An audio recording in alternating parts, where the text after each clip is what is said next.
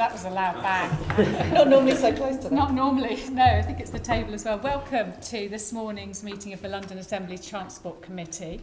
We've got a few bits of formal business before we come to our main sessions. If our guests could hold themselves for a few minutes before we get to that section. Can I welcome you all here today, and those who are watching on the webcast. Can you please make sure all your phones, electronic devices are on silent, and silent rather than vibrate, because our microphones pick up the noise. First of all, we'll look at apologies for absence, and can I ask our clerk, Paul Goodchild, if we've had any apologies today? Yes, Chair. Apologies for absence from Assembly Member Berry. Yeah, I think she's unwell today, so I hope she's better soon. Declarations of interest. Can we note the recommendations set out at item 2, and have any other members got any interest to declare?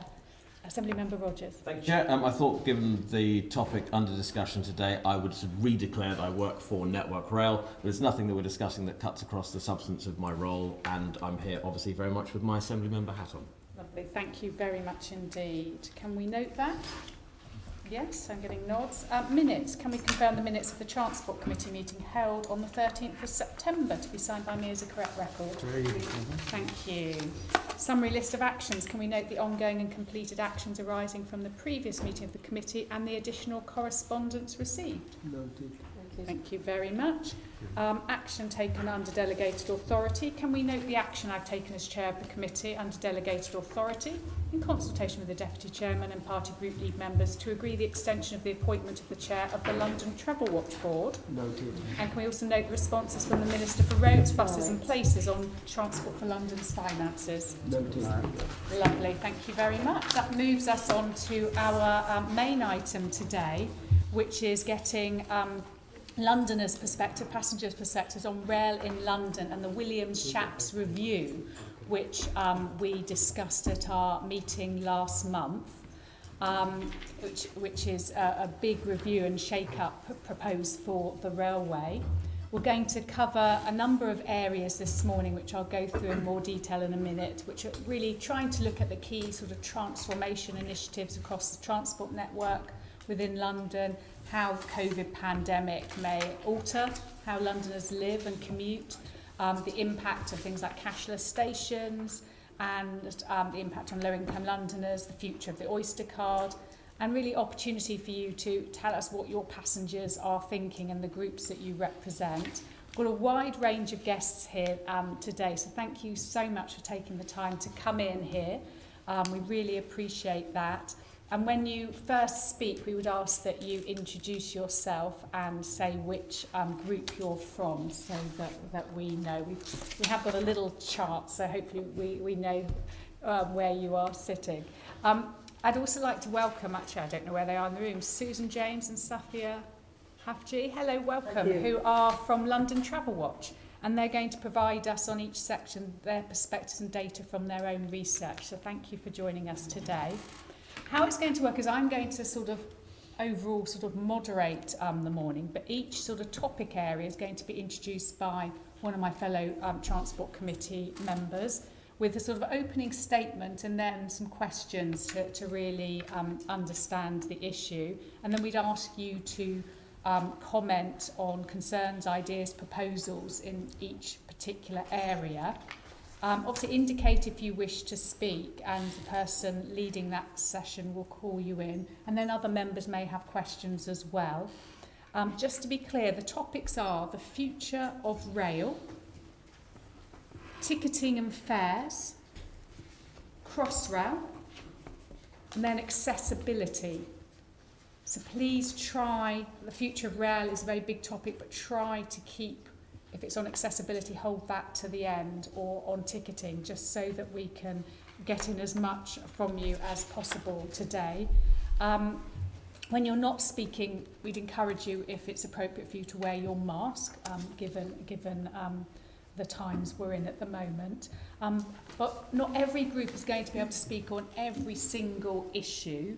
So try to keep your words concise and sort of thinking about the wider group that you represent. But afterwards, there is an opportunity, please, to write in with things that you couldn't raise. And I've already had from Clapham users some information today, which I've passed to officers to feed into our work here. So Without much more ado, let's move on then, if that's clear, to our first topic, which is the future of rail, and that's going to be led by Assembly Member Baker. So I'll hand over to you.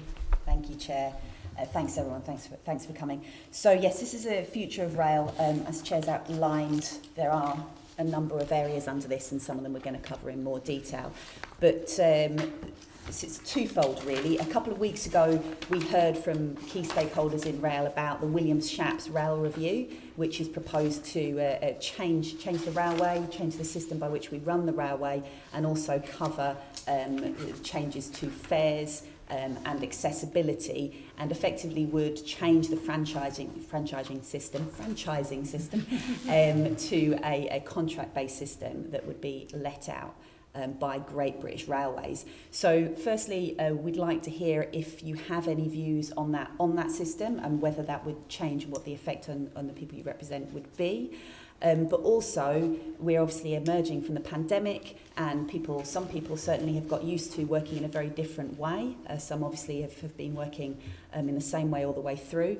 But be really interested to hear how you see the pandemic changes affecting the way people use rail to go to work or for leisure activities, and what you think might be important for passengers in the future.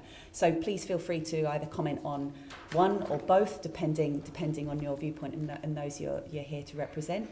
I'm not sure whether it might be appropriate to hear from Travel Watch initially about that, or about the... Yeah, would that be appropriate? And then I'll bring in others. Great. Thank you. Thank you. With regards to Great British Railways, we don't actually know yet if it's going to be separated into strategic groups based around the country, like we're pretty much how the supervisory boards are set out now. We don't know if there's going to be one central point for passengers to feed into. That would seem a much better model, the way TfL do it now, because of it'll be with just one central place. There's quite a lot to sort out at the moment, so there's so much unknowns, we're just really not sure. As far as the changes to commuters, I mean, the rail operators are already telling us that Tuesday to Thursday is really busy, and it's much quieter on a Monday and Friday. The other very interesting thing is the captured market that we had prior to COVID with commuters. It's much now more geared towards leisure, people that are travelling for leisure. And leisure travellers do expect more from the railways than commuters did previously. That's really interesting. Thank you. Can I open the floor? Anyone like to comment on either of those subjects in the future of rail? Thank you very much, Chair, and thank you, Ellery. I'm Charlie King. I'm the Chair of East Surrey Transport Committee, which covers the London Borough of Croydon, parts of Sutton and outside London in East Surrey. And I'm also Chair of Croydon Council's Mobility Forum. Just on the future of rail, I think it's interesting. I don't disagree with anything that's just been said, but it's interesting that even coming in this morning, because I came in early, that the recovery in inner London and outer London is far greater than the suburbs outside London. So I think we need to remember that. My train, 12-coach train, said on my screen, very few seats. And there were seats at the back, but you had to go to the back of the 12-coach train. The issue I want to raise under Williams-Shapps talks about devolving responsibility for rail to the regions, which I include London. And TfL have good record of taking over the underground and very useful. But there are certainly some services in London that wouldn't be practical for TfL to take over, and I give you things like C2C, Chiltern Railways and Thameslink. Now they will still have to operate within London. But the problem you have at the moment with operation in London is, although you think the fares are the same, they're not. You can travel from West Brompton to Canada Water off-peak, as long as you don't go in Zone 1, for £1.60. In my area, you travel 2 stations in Croydon, it's £3. If I travel from Wadden, 1 station outside of the overground, to Canada Water, it's nearly £4. And I think what I would like is where, and it used to happen in the past, where TfL can't take over the services, where they're in zones 1 to 6, the fares should be the same. And I'd like to come back and talk about fares later, but I think that's the issue, is TfL should have responsibility for setting the service level, for setting when the ticket office is open, those kind of things, and the fares should be the same. So it's the same whether you live in Croydon or whether you live in Ealing. Thank you. Thanks very much. Yes, we'll definitely come back to you on fares again. Hi, good morning. I'm Nick Biskinas. I'm the Clapham Transport Users Group, and we tended to look at the sort of Lambeth area of Clapham. And without going too much into depth, Clapham High Street Station, Clapham North Tube, is not near Clapham Junction. There's this idea that they're adjacent. They're absolutely not. Clapham Junction is 2 miles away. It's in the southwesterly direction. It's certainly not feasible for going there in order to get trains into central London. A few years ago, I did write a paper on devolution, setting out ideas and strategy and reasoning for why TfL should have control over London regional services, and I actually left out area services such as CC and Chiltern. My view has changed slightly because I think the culture of TfL has altered. I think its engagement with stakeholders has deteriorated considerably. There is a sense that engagement with stakeholder groups is somewhat perfunctory and cosmetic, and that strategy has already been decided. So in our case, we've been very keen that we should have a railway service to Victoria to save people getting onto the Northern Line, Clapham North, which, although COVID has diminished some demand, the nature of this island platform station is such that you have to rely on almost lockdown conditions for it to be uncrowded. And yet TfL's view is that Clapham High Street Railway Station should not have any service to Victoria. And it's based on this fixated idea that if you can't have a service of level of 4 trains an hour, a station shouldn't have a link to that particular terminus. Now that's a very reductionist way of looking at things, because people are complicated, areas are complicated, and it's almost a way of having eclipsing criteria. So when TfL has said in its submission to the review, we want to rationalise frequencies. That sounds superficially attractive, but I think it's a sting in the tail. And it doesn't quite recognise the permutations and nuances. So in terms of, I'm still at heart a devolutionist. I do not believe that London would be served by a resurrection of British Rail because its record in London was poor. And we need to have something that is much more tailored to London. Whether it means those networks have a branding which can use some of the Transport for London branding, but nuanced. But it does have to be accompanied by, I think, a change in structure of whether it's TfL and GBR on a joint board, where stakeholder views are properly listened to and considered and demonstrably listened to. Because all you risk having at the moment, whether it's about a TfL takeover or GBR, is simply control and not vision.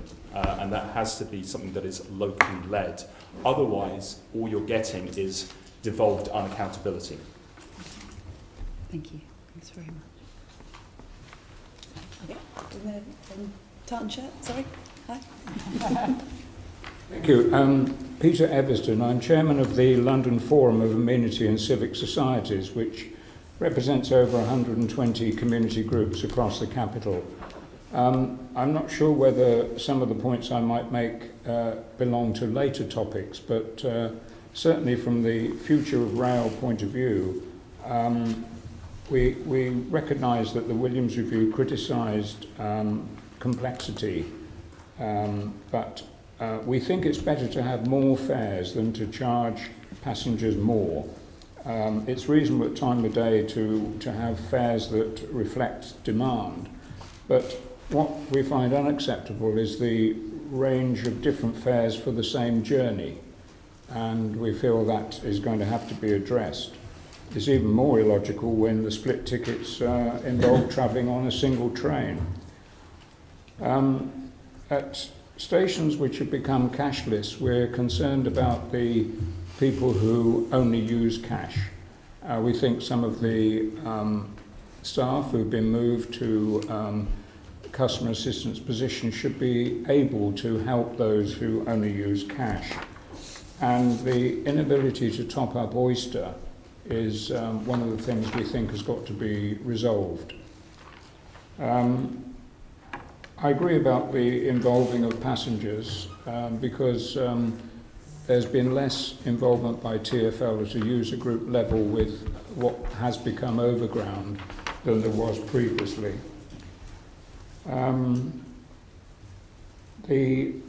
A specific thing with regard to Rail Future involves Marylebone Station. It's used by diesel trains. The noise and the fumes are intolerable to the people around it. We understand the franchise is coming up for renewal, and we think that line should be electrified. Perhaps by scrapping High Speed 2 and using some of the money effectively. I think those are the main points with regard to the future of rail. We may have some others on other topics. Thank you. Many thanks. Good morning. My name's Neil Middleton. I'm one of the directors of Rail Future. We're a national campaigning pro-rail organisation. Specifically, I'm here because I'm part of the Hertfordshire and Bedfordshire team, and also particularly a regular Thameslink user. I think my main comment at this stage would be that the key requirement for the future of the rail is almost to keep away from the structure and the organisation of it, and to focus on capacity and frequency. Because with the shortfall in passenger numbers at the moment, there was a great desire and a great pressure coming out to reduce frequency and reduce capacity. And if we do that, I mean, Emma Gibson, when in your last session, she talked about the death spiral, and that to me is the key goal. Is about all of this, it's about avoiding the death spiral of reduced capacity and reduced frequency. Because then people will switch to things like the car, which are things that we don't collectively want to do for many reasons, particularly in London from congestion and pollution and so on, but also nationally and to do with green goals and the like.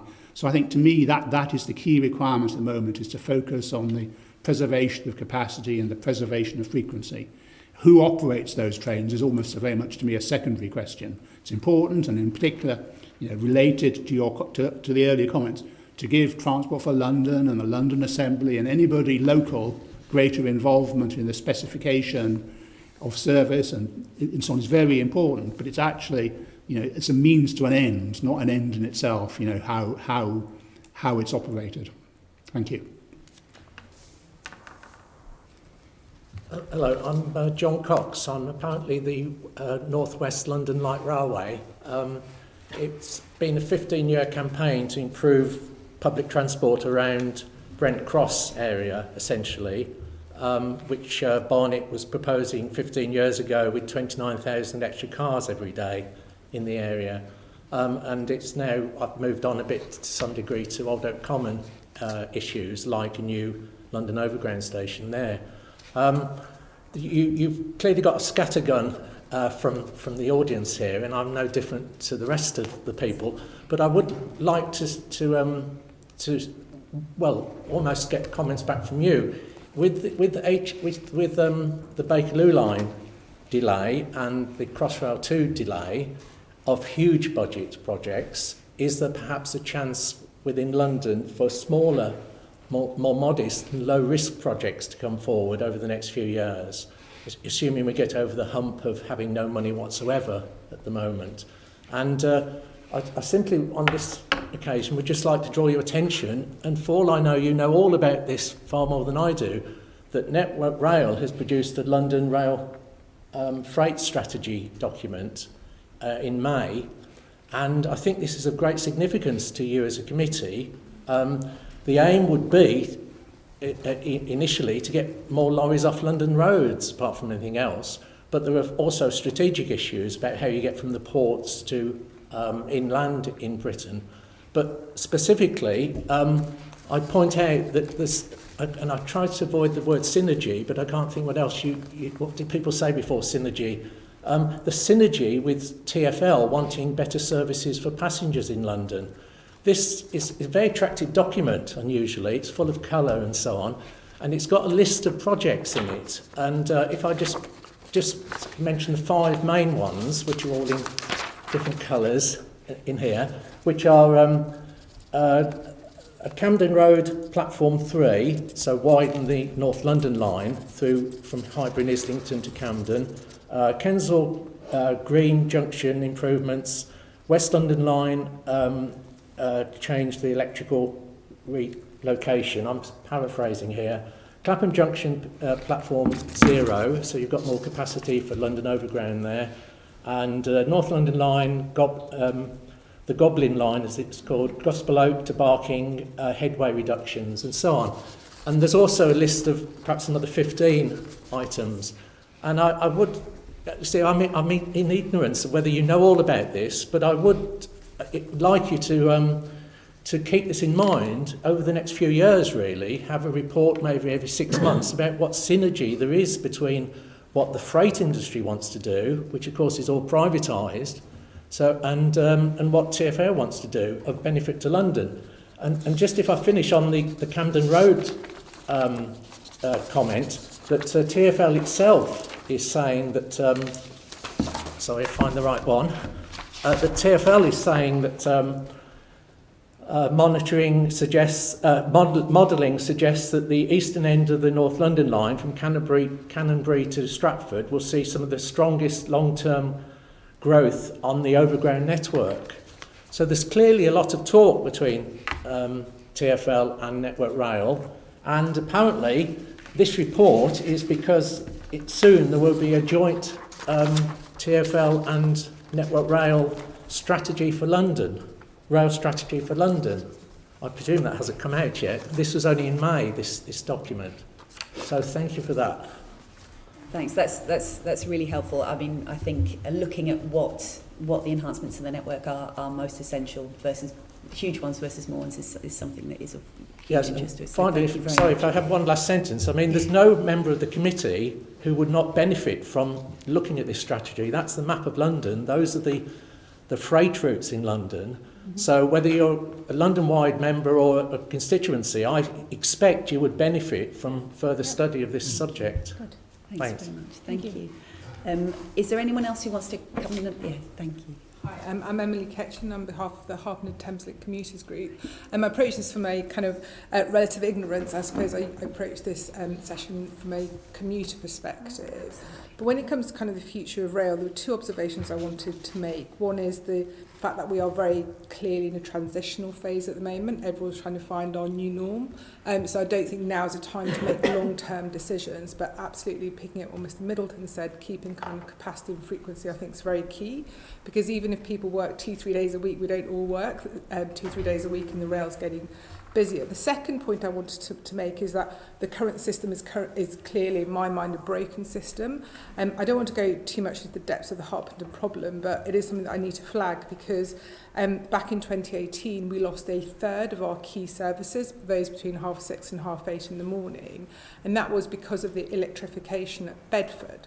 So what happened was, because the East Midland trains were no longer going to be stopping at Bedford, Thameslink decided to cut a third of our key services to run what was known as the Bedford Express trains, all of which had the same stopping pattern, which was Bedford, Luton, St Albans, when previously those trains had serviced a number of other stations, including Harlington, Flitting and Harpenden.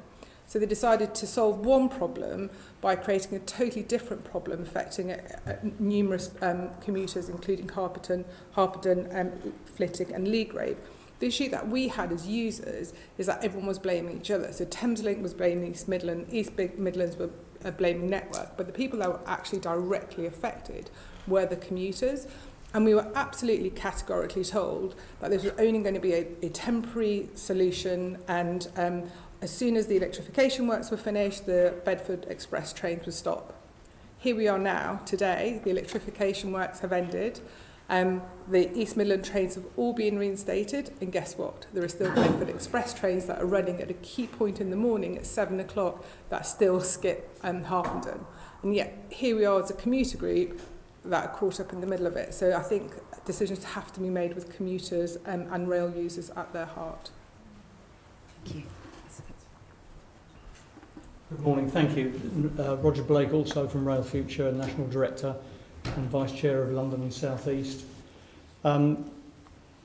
In terms of the immediate programme of work that's been set in the wake of the publication of the Plan for Rail, there is the aspiration, we understand, to pass primary legislation before the next general election. We don't know when that's going to be, but we do know there'll be another mayoral election in May 24. So that may be an indication. So the reality to me seems to be, what are we focused on in the next 2.5 years? That's the timescale in the here and now. It seems to me that there is a key role for this Assembly and a whole host of other organisations to influence that primary legislation on behalf of Londoners, picking up a number of the points that we've heard, in particular the importance of stakeholder engagement and what in the past has been referred to as the democratic deficit. Places outside London where London Overground may go at the moment, London Overground may go in the future, existing franchises which serve London, there's questions about representation of whose interests. So there are London MPs, obviously. There is an all-party parliamentary rail group. There is a parliamentary transport committee, as well as the London Assembly and this committee. So that would be my suggestion for future focus. What's going to happen over the next 2.5 years, and how can we together get our hands on those levers which we know are going to be put out there to shape the post-2024 era. Thank you.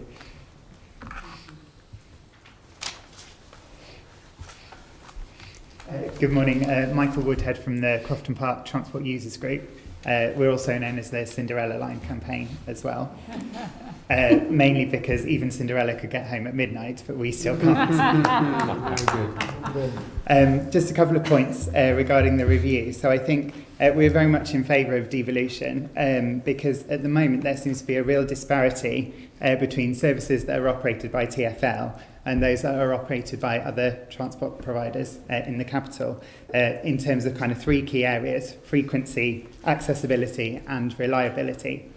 We have a huge problem at the moment, specifically localised to Crofton Park, where we have a gap between the train and the platform, and the gap is so wide that we're told by lots of our supporters and followers that they simply cannot use the service. So we have a real issue of suppressed demand in the area because the gap is simply too wide. And we even had an incident at the station where a small child fell down the gap, and the response to that was just to put up more health and safety signs to say mind the gap, which is simply not good enough in this day and age. In the last couple of months, we put a survey out to all of our supporters, and we have several thousand of those. And 45% of those said they anticipated no real change in the number of days they'll be using the service, despite the fact that the services have been cut due to the pandemic. We also have a problem where most of our services terminate at Blackfriars Station, but 60% of our respondents need to travel further than Blackfriars. And I think one of our concerns and one of the issues with devolution is that our services run from Sevenoaks to Welwyn Garden City, or they will do eventually, from Orpington to Luton. But there's very few people that are making the journey from both ends of the stations. And so we're kind of at the mercy of that issue of the services running these really sort of long routes, and we suffer because of the reliability of that. If we look at stations just down the road from us, such as Honour Oak Park and Brockley, they have 8 services an hour. Right now we're trying to fight just to get back to our 4 services an hour that we had pre-pandemic, and it's been a real battle with Thameslink to kind of push that forward. We also have lots of concerns around the interchange at Blackfriars, because Blackfriars is a very poor interchange for anybody with accessibility issues, because of the way the station's been designed and the 2 terminating platforms on one side and the 3 platforms on the other. So that's a real issue in terms of providing that joined up accessible service for all rail users. And I think all we're really asking for is a service that kind of is the same across all of the capital. It's not a huge ask, we're just asking for a service that everybody can get on, that's reliable, that's frequent, that can be relied upon for people to make their commutes, to make their journeys. And even 20% of our respondents said that they simply feel unable to travel at all. So we do know that there's a real issue of suppressed demand for the service. And so we're really hoping that that will change, and that's something that we can drive forward. Thanks very much. Thank you. I wonder whether there is any other members who would like to ask follow-up questions in this section. Sorry, just a couple of questions, Chair, and I'm conscious of the time, and this is your show really for you to tell us about your experiences. But I think, Emily, you said something that I thought was very interesting, and it's not rocket science, but commuters being at the heart of decision making. So just in terms, sort of generally, how do you feel, have you been consulted enough on the changes coming from the William Sharp's rail review? What do you feel about the consultative processes? I don't think there's any proper real engagement. So when they slashed a third of our key services, there was no proper consultation, and that was a point that was rightly accepted. We then went through a very lengthy process with Thameslink and Network Rail, where they reconsulted, they carried out a survey. It was really clear that the pinch point at Harpenden is between 6:30 and 8:30, and actually at that time we could see the Bedford Express trains going past lightly loaded. We managed to get a hold of the loadings. We had all these meetings. We were told that the problem would be solved, and guess what? It was never solved. We were then told that the next phase that will be solved is when the electrification works finish. The electrification works have, as a matter of fact, finished. Guess what? Bedford Express train still runs. So it is really clear that people may say that consultations are happening, but there's no real consultation. The problem is, as a user, we have all the data, we have all the information, but yet we get ignored and there's no repercussions. All that happens is that the trains continue to run in the way that they currently do. And it is actually really important, because I was looking at the stats last night. Pre-May 18, we had 14 trains between 6:30 and 8:30. We now have 8. Okay, that is a significant reduction. And just very quickly, the issue of safety. I know we can be here all day talking about safety on the tubes and the rail network generally. But I think what Michael said about safety at Crofton Park and the issue of the platform, we just talk about safety in general. I mean, one of the set questions that we did have was to ask you, should our stations be changing in any way? So are there any general observations about safety, on the network, about station design? Just one or two experiences, because obviously we've got time constraints. I can talk about the London Underground, Clapham North and Clapham Common have narrow island platforms that have had to be shut in peak hours because of the dangers. And that's particularly accentuated outside of peak at night when they had the night tube, people who are a little bit inebriated. So in terms of Clapham High Street, you have a wasted asset, because trains which should go to central London, trains which should go to other parts of south east London, such as areas such as Lewisham, Herne Hill, West Dulwich, these trains go past, they don't stop, and all you need is 2 extra platforms, and you have Clapham High Street instead having trains to Victoria, as well as Clapham Junction, trains to Herne Hill, trains to West Dulwich, trains to Bromley South, trains to Lewisham. And I met, a few years ago, Heidi Alexander. I took a delegation with me, and we discussed the issue of overcrowding, and somebody said to me, does somebody have to lose their life before TfL do something? So again, I need to see from TfL some understanding that you relieve pressure on areas like the Northern Line by improving suburban rail. And it's not just about frequency to Clapham Junction, it's got to be looking more holistically. And having those 2 platforms at Clapham High Street, which I think Network Rail are looking at, because we had meetings with Network Rail, wouldn't cost that much, but it would actually unlock so many journeys. It would take people off cars on the school run, creating space for cyclists. It would take people off the Northern Line, and that station could potentially also be made accessible. Sorry, I won't press this point because of time, but what I would like is sort of observations from you in due course about safety in terms of the fear of that people have on travelling on the rail network, particularly in light of some of the debates we're having around policing.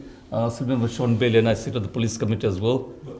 A few years ago, a lot of these stations were unstaffed, and the Evening Standard did a Safer Stations campaign, and our station was featured because on the Southern trains, issues around graffiti and lack of staffing were just ignored. And it's what we call the broken windows theory. If you have broken machines, if you have graffiti appearing, it attracts crime. And I think women were particularly deterred from travelling. Now, one benefit of the London Overground, so we just be balanced here, is that by having staffing, by having clean stations, women are much more attracted to use the service at night time. So staffing and branding is important, but also so is strategy and services. But yeah, if it becomes a spiral of decline, in the past, private companies, particularly who have had their longer distance commuters more in mind than metro commuters, have said, that there's not the demand to justify the investment. Well, then people aren't going to be attracted to something that a station that's dirty and simply has CCTV. That's not protection. That may be prosecution later on. But it's not protection. Thank you very much. I'll just come back. First, I would agree with something Nick said earlier on about the standard of consultation at TfL has gone down. It's now, you can send in your comments, but we're doing it anyway. And I think that it's worse on the bus than the overground and underground. But I just wanted to put in a plea for Norwood Junction, which is a TfL station but owned by Network Rail, where there is a brilliant scheme to make it totally step-free and all through it. But it's part of the Croydon changes in Network Rail, which have now been paused.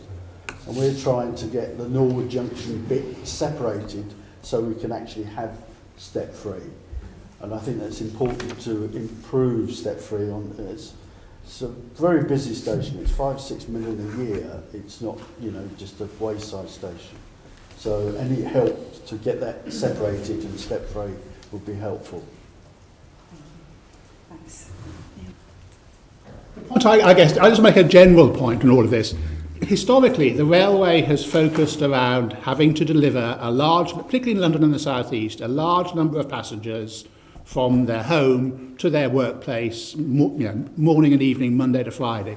And that has been their reason for life almost. And now they're in a totally different position. They have got so much more of their travel is optional, whether it's home commuting.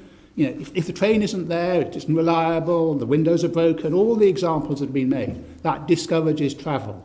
So there has to be this fundamental shift in attitude and mental attitude and culture from everybody to move towards working hard always to get that marginal passenger onto the train, whether it's getting them to commute 3 times a week rather than twice or to commute at all. And all the issues that everybody around here has made, they're all part of that change of story from moving the mass of people from A to B and almost knowing about these problems but saying actually they're not near the top of my pile yet, to this new world where they've got to work very hard to get every passenger.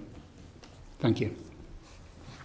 I'd just like to add on the point about graffiti that we lived through a period when most of it was eliminated at about 6 a.m. with brown paint, so that no one had the satisfaction of seeing their tag there when the services started up again.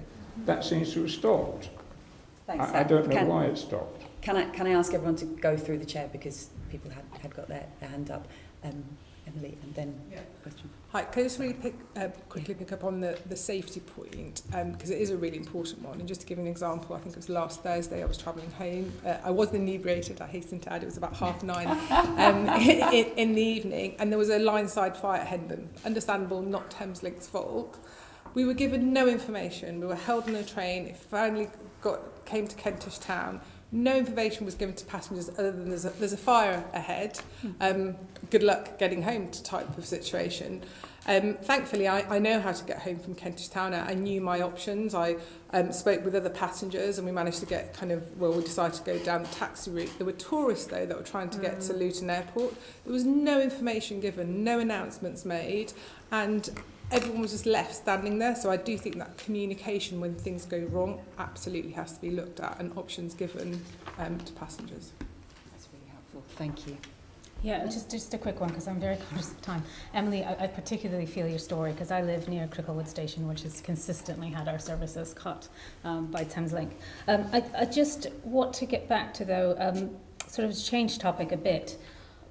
And this does kind of lean on to graffiti. What role do you think stations play in overall user experience? And should our stations be changing in any way? Can I just quickly pick up on a positive point? Because actually at Harpenden we had a really helpful guy called Dan who made a really big difference because he communicated with passengers. So I think the role of station is enabling people to communicate with the passengers. Thank you. And Clive Wood? Take my mask off, thank you. Clive Wood from Guide Dogs. And I just want to put in terms of stations, just to put in context, there is about 213,000 people with significant sight loss living in London. That's not, so obviously there's a significant number of people travelling into London who have sight loss as well. That number's going to be rising about 20% by 2030, so it is a significant number.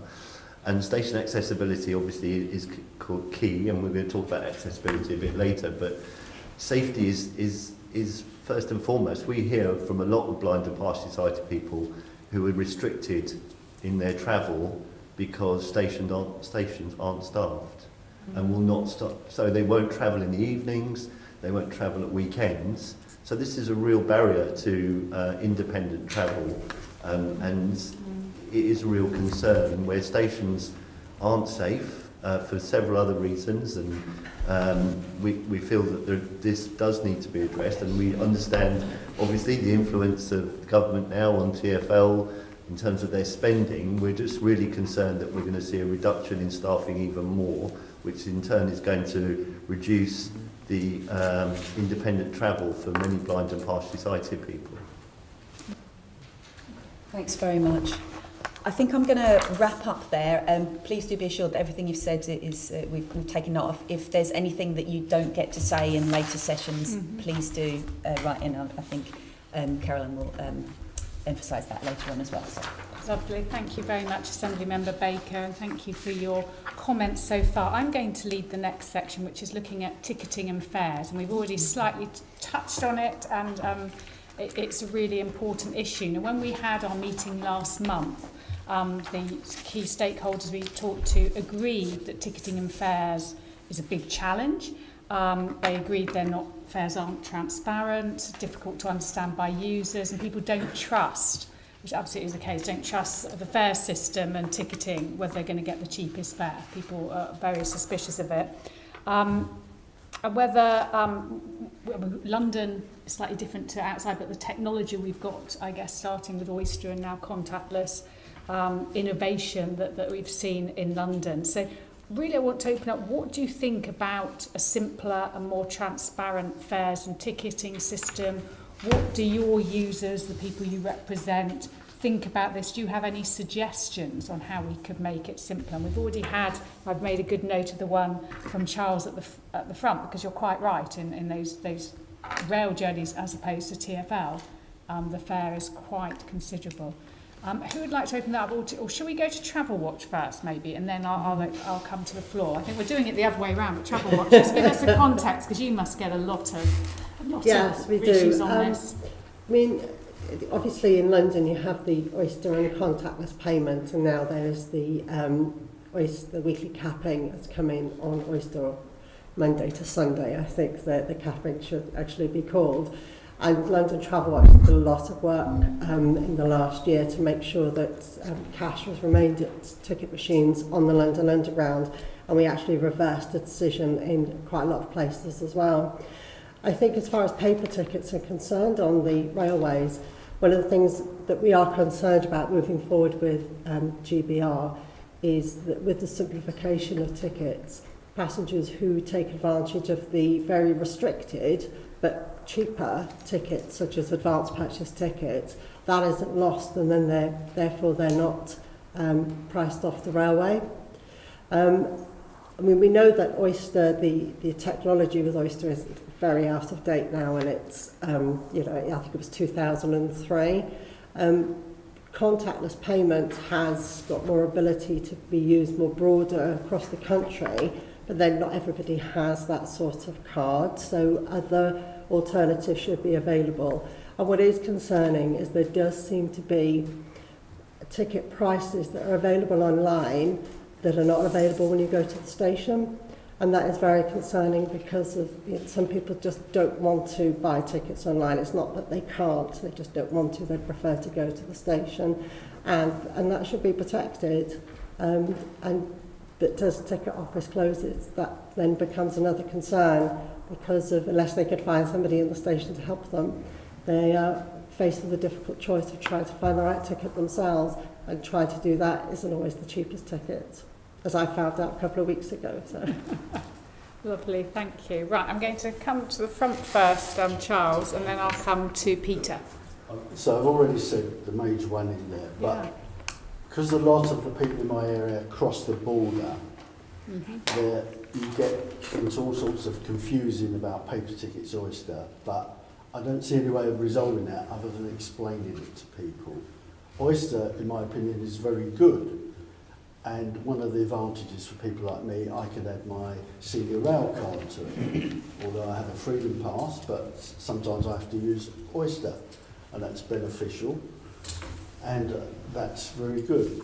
Paper tickets are still needed for lots of cross-boundary. If I want to go use Oyster and I wanted to go to Basingstoke, if I don't buy a paper ticket, I'd have to run out of Surbiton, clock out, and then come back in, and that would add time and inconvenience. So paper tickets just think are of the very future, important. the future plans. I mean, from what I could understand, is this, they call it frictionless payment option. So you could travel across the network, presumably using your contactless card, using your phone. It's not, so they're going to try and get away from that paper Oyster, Well, if you they like. keep saying that, yeah, but that's my view is you still need them. Right, okay. I mean, when I worked, I'm retired now, but I travelled the country. I would have needed an Oyster card, a West Midlands card, a Glasgow card, an Edinburgh card, and a Birmingham card, all for different journeys. So there's the need for that.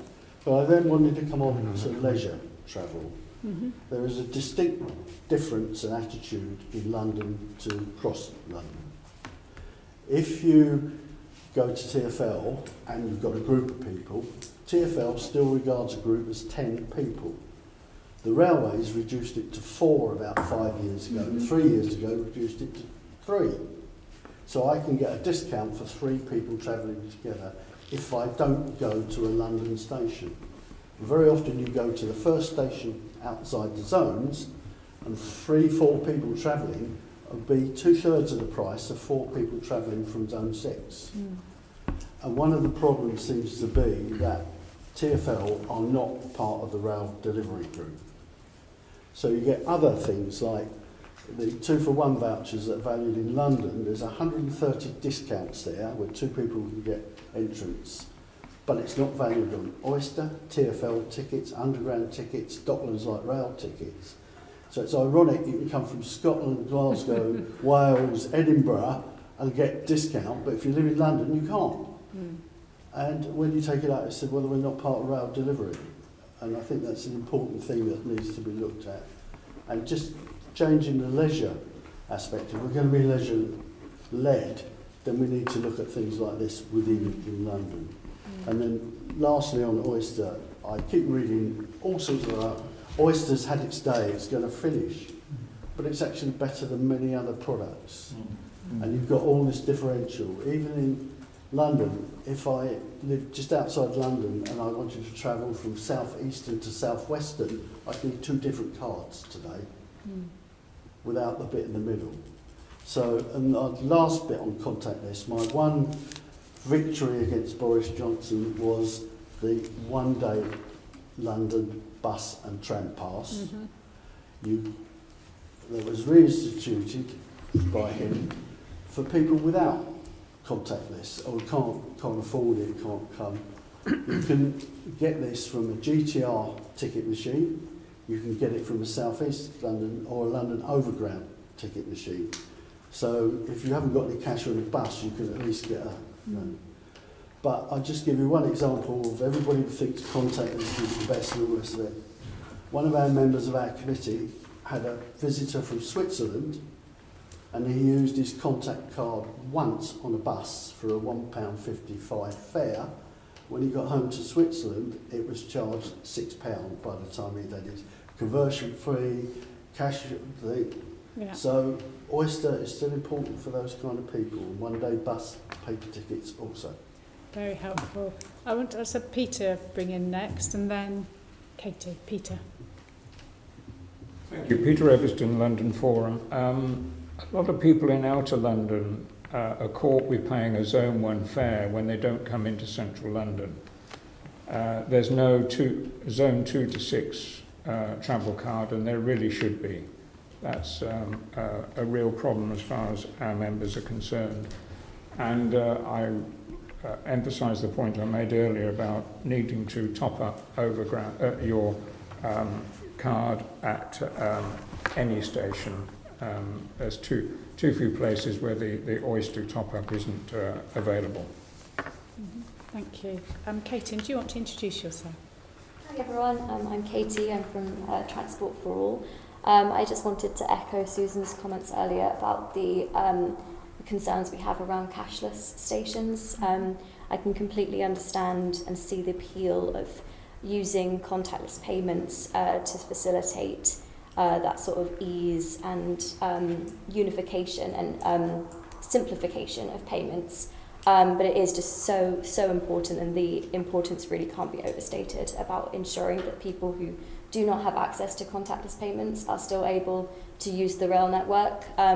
We hear from many of our members, particularly of those who have cognitive impairments, learning disabilities or mental health conditions, who find cash, physical cash, much easier to manage than digital means. Many disabled people do not have access to bank accounts and who do not have access to the internet. So it's really important that we're ensuring that provision for these people is maintained. It's been quite worrying recently to see a kind of move towards paperless methods, both in terms of ticketing and also in timetables as well. So I want to ensure that that's not being rolled out too far. Lovely, thank you. Some of my colleagues have got further questions. Assemblymember Prince. Sorry, I was first just going to comment on what the gentleman was talking about in relation to the tickets. What British Rail, or whatever they call themselves this week, are going to introduce is, Great British Rail, is their own kind of Oyster card. But personally, I think they're making a mistake because, as you've quite rightly said, we are phasing out Oyster, or probably will phase out Oyster in London, and I think they should go straight to contactless, although I do accept the point you made, which is a very, very good point in relation to tourists. So maybe that is something that before Oyster is phased out, that is given some real due consideration, because obviously London is a major tourist area, so that's a very good point. The other question I wanted to ask the people present was, we have things like daily caps and weekly caps which benefit commuters, but there are very few commuters now insofar as people who come in for 5 days a week. And I did put forward an idea of what's called a carnet, or another way of putting it would be bulk tickets. So in Brussels, for instance, on their metro, you buy a block of 10 credits. So you can use those 10 credits within a given period, maybe 6 months, a year, and you get a discount for buying those 10 credits, but it doesn't mean you have to use it 3 or 4 times in any 1 week. So I just wondered, I did suggest that to the Secretary of State, that we do that both in London and nationally, because the way that people travel now has changed very much. But if you are a regular, but not frequent traveller, you could buy a bulk purchase of tickets, be it 10, 50, get a discount for that, and then benefit from that discount. Just wonder what people felt about that. What do people think about that and other things? I'm going to take people who haven't spoken yet on this item. Let's come to Emily and then Neil at the back, and then come back. Funny enough, that's exactly what I wanted to raise today, because it was an idea that we had. We had peak carnets on Thameslink, and they have now removed them, and that has caused a huge issue, because again, coming back to how people commute now, flexible, we used to get a bulk of 10 tickets, you inserted the date, you could use them. They've now been removed. It's no longer an option to have a peak carnet at the very time when commuters actually need them.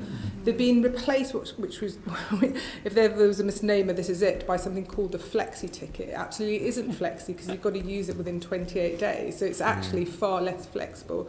So you pay more for fewer trains at the very time when you need flexibility. Okay, good. I had one at the back. Was it Neil? Thank you. I'd first of all endorse Emily's comments on the carnet versus the flexi season. And it is a classic dilemma of they introduced a new ticket but didn't allow people long enough to use it in. We Rail Future have written a whole series of papers on fares and ticketing recently, and I'll share them with the committee afterwards rather than repeat them verbatim now. I think I make a comment particularly on Oyster, which is it's important, I think, to make a distinction between the technology of Oyster, because I can see why TfL wants to retire the technology of Oyster, versus the comments everybody else is making, which I wholly endorse, which is that you need to provide a mechanism for people who don't use bank smart cards. Yes. Because it's essential that they have alternatives. Most of us in this room probably would prefer to use a bank smart card as our way of paying for a ticket, particularly in London. But we have to remember that's not everybody. That's the essential thing. And I think the other key point thing to bear in mind is that in an area like London, we're probably all quite happy, or many of us are quite happy, following the contactless approach of pay as you go. And where you tap in and tap out at the end of the day, the system works out the bill and debits your card. But for longer distance travel, that's much less appealing for most people. They want to buy their ticket in advance so they know how much they're going to pay. Now, they might still hold it and identify that they own that ticket via their bank card, but they do want to buy their ticket in advance. So I think it's important to bear that in mind. And I'd also endorse Charlie's comments about, one of the things that's important is for your bank contactless system to start doing things like, if you've registered your card, to support things like the national rail cards in the way contactless does. And I think it's a variation of Charlie's comments. I know Nirvana is out there and it describes this wonderful environment where you tap in Wick and tap out in Penzance, travel across London, all on a single thing. But very tactically, if TfL could do something so that more cross-London journeys don't require a paper ticket, that would be great. Because at the moment, so many there's no way if you use a bank contactless, a bank card or a PDF, which is often used by longer, you can't use a PDF ticket to get across London by underground because TfL's barriers don't recognise PDF thing. So if TfL could do something about that tactically as part of their longer term delivery, that would be great. That's really helpful, Charles. Yeah, I just want to come back on Keith's comments. I think there is a difference between people who travel into London and people who travel around London. Yeah. And Oyster is very important. If you want to do an Oyster, then you have to replace it with something. An Oyster is actually better in London than what a Carnet would be.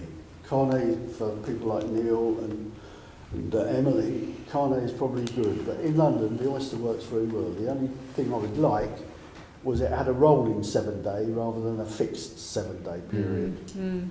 But it's important for lots of people who can't have bank accounts, you need to do other things. And I would also, if I was TfL, I'd say, well, what about the information I was getting from Oyster? Who's going to have that in the future? So I think it's very important that there is something that replaces Oyster if it goes in London. Really, that's very helpful.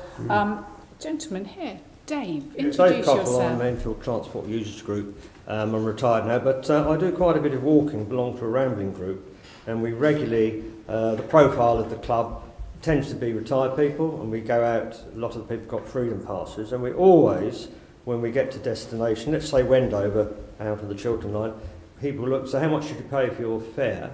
And they've all paid different prices. And the issue is that some people have asked from boundary zone, the last boundary, and other people have actually looked at the map and said, I want it from West Ruislip or whatever. But it's not a big sum of money, but it's just crazy that there are different fares, whether you say boundary zone or specify the boundary station. Yeah. That's a really, really good point. Assemblymember Rogers, you wanted to come in. Yes, thank you, Chair. Just a question for the groups present about the London travel zones and how appropriate they still are. So I guess I'll illustrate with an example from my South West London constituency where Kingston and Surrey stations are in Zone 6, but there are 23 Zone 5 stations that are further out from Waterloo. So there's been a long-running discussion in that area about whether those stations should be rezoned. So I guess my question is, are there anomalies like that in your local areas? And how fit for purpose do you think the current travel zones are? Yeah, good question. That's Roger. Thank you, Roger Blake, Rail Future. Just to immediately respond to the question that's just been posed, we've seen a number of examples along the North London line over the years where stations have been zoned and rezoned. I think perhaps the most well-known example recently of a rezoning is Stratford.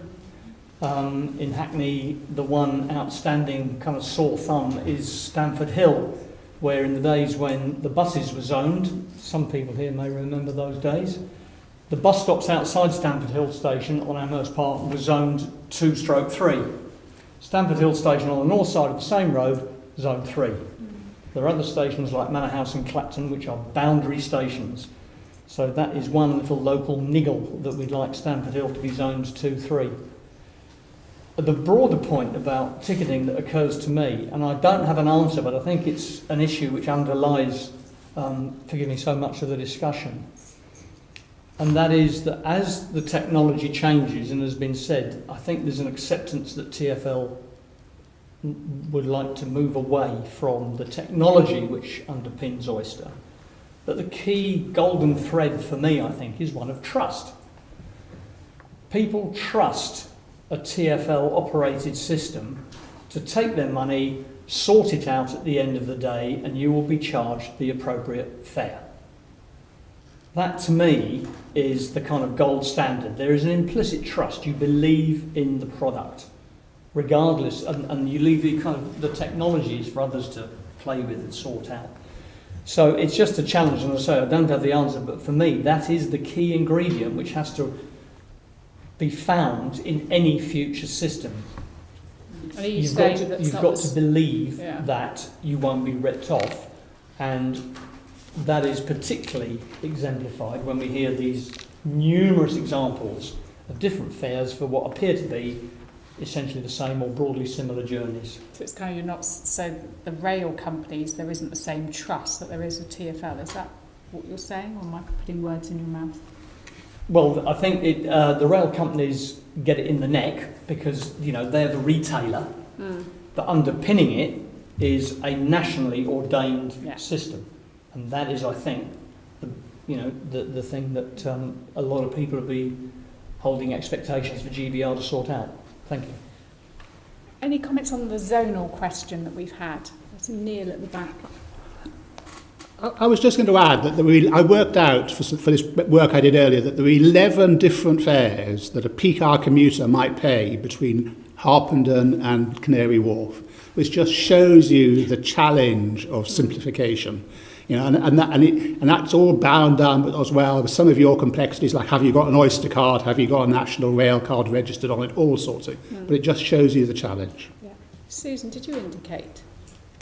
Yeah, and through our research, what we've found is, I think Assembly Member Prince's point is really relevant, of having a set of tickets which could also be electronic. There's no reason you can have that in this day and age.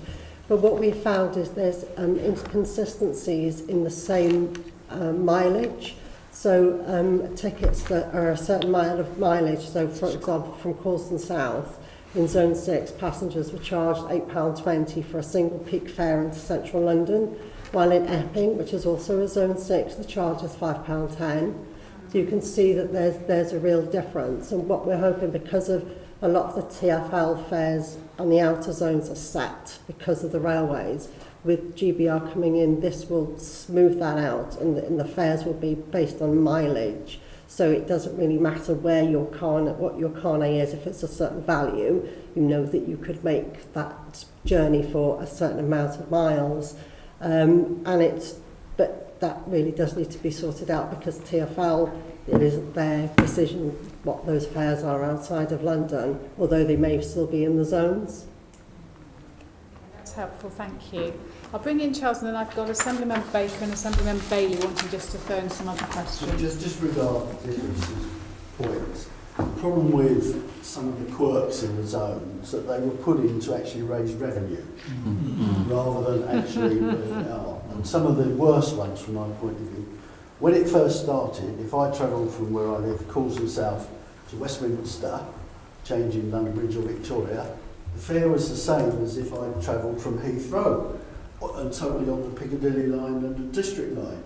It was the same. Then suddenly we introduced a London terminal supplement. So if you travel through a London terminal, you pay £2 extra. So if I go Norwood Junction to Westminster but change at Canada Water, it's £2 cheaper than if I go into London Bridge and change there and get the Jubilee line. And there are lots of these quirks at interchange. And the other one was Shoreditch was put in Zone 1 because it's near Liverpool Street. Yeah. So it means if you go from Canada Water to Hackney, you have to pay a Zone 1 fare, even though you may never in your life get off at Zone 1, but you'll always pay that fare. But if I went all the way round via Clapham Junction, I wouldn't. Yeah. And I think you need to look at why it was actually introduced, some of these changes. That station thing's very, very interesting. Somebody around Baker. Sure.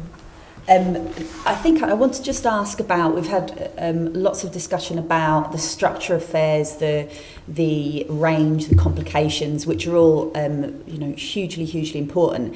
But what we haven't touched upon is the actual level of rail fares, which have been increasing significantly higher than wages for quite some time.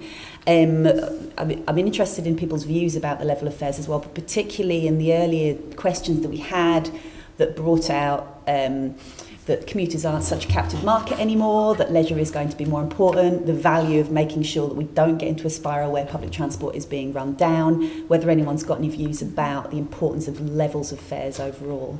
I'm going to bring in Assemblymember Bailey as well for his question, and then we'll open it up for any comments on either or both. Thank you, Chair. My question really was directed to Roger to ask the question. Okay. You're effectively saying that there's a value in the branding of Oyster, and we understand that we want to move away from the technology of Oyster. Would you say then that we could improve the technology and keep the Oyster brand? Because I personally don't like tapping in with my bank card. I like Oyster because I put my money in and I can control the budget better. So are you saying if Oyster had more an updated technology, it would be worth keeping? Yeah, let's answer that one and then we'll come back to Ellie's. I think the short answer to that is probably yes. Yeah. I mean, we can have a more detailed discussion around it, but I think the principle is the Oyster brand clearly is a trusted brand, and I guess that was my key point. Mm-hmm. The technology that sits behind it may have to change, but retain the trust, and it may mean keep the name because it's just got such recognition. Yeah. Okay. Brilliant, thank you for that. Any thoughts on Assemblymember Baker's? I've got a gentleman there, John. Yes, this is rather on a tangent, but I can link it to what you've just said. I mean, I'm finding more and more evasion happening at my local stations. I mean, the trouble is this is not on the direct line of thought that you've been going on, but so I sort of wanted to say it at the end. So, the actual going through a gate line, there's hostility from people to any staff who might be there, from my experience, or more likely there's no staff actually physically at the gate line. And I assume it's because of austerity and rising prices of fares and so on. But perhaps one reason to mention it is the design of future stations. You don't like to be funneled down these designs, which may be a 100-year-old building, but the West London orbital, for instance, are going to be completely new stations. I would like to think that TfL will give some thought to the actual experience of going through gate lines. First of all, have more of them. Mm-hmm. Although they might not be used for the vast majority of the day, if you've got a single gate in one direction and a lot of people in a peak time, it creates... Well, I mean, hostility is too great a word, but the stress. Yeah. And you see people just pushing through the wide gates alongside you, which is not a good experience to have as well. So this whole issue shouldn't be forgotten about. I appreciate this is not on the exact subject you've been talking about. And even gates everywhere in London, many of them are several decades old now, and you can hardly tell which have an arrow on them to go through and those that have a red thing not to go through, particularly if the sun's shining on them. And I've asked Navin in the past as a question to the mayor, could you just replace this tiny unit in machines that would probably still be there in 10 or 20 years' time? And nothing's happened. So you see station staff just printing off on their laser printer an arrow, this is to go through, because you couldn't tell otherwise, hardly. Yeah. Thank you. Michael, do you have any comments on the price of fares and the general issue of ticketing and fares? Yes, I think one thing that has come up particularly recently is with the fare cap on using your contactless card, Sometimes you can end up paying quite a lot of money. It's expensive to travel. I think the cap for us, because we're in zone 3, is £8.70, I believe, which is quite a lot for people to pay, while they're commuting. And I think also something that's come up is lots of our supporters are regular or have previously been regular commuters pre-pandemic, and some of them benefited from their employers paying for the cost of an annual season ticket. And then they're able to get that, they then pay back their employer monthly. So they get that benefit, that huge financial benefit of having the value of an annual card, but only having to pay for it monthly. And obviously that's cheaper than buying a monthly ticket.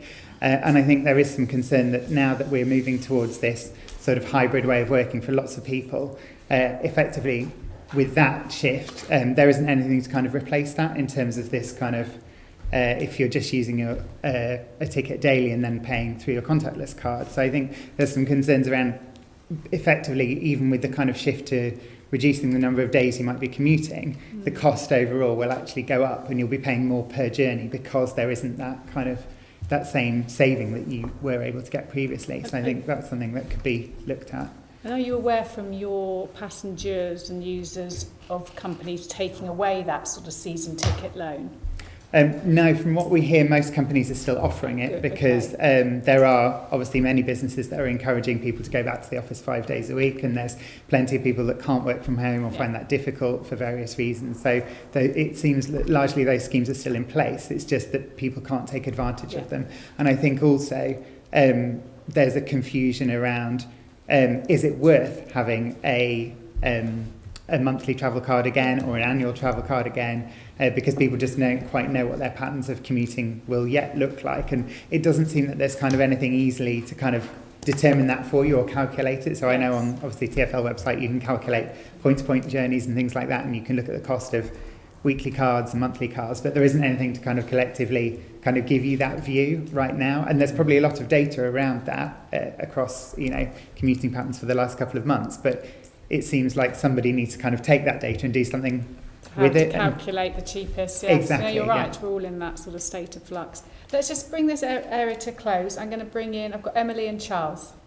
Emily. Yeah, I just think the real question is whether or not the current service is value for money. You probably imagine that my answer is absolutely not. But I do think it's about allowing commuters and rail users to make informed choices, which we just can't make at the moment. And picking up on Neil's comment before about 11 different fares for the same journey, and how that is, what a challenge that is for simplification. I think it shows the necessity for simplification, and actually having kind of an online portal where you can put in what journeys you plan to do, on what days, at roughly what times, and kind of give you your options so you can make an informed decision what's better for you, whether or not you want to use cash, like we heard earlier, whether you want to have some sort of Oyster-backed technology card or use your own card. At least then you can make an informed decision, which you just can't make at the moment. Yeah.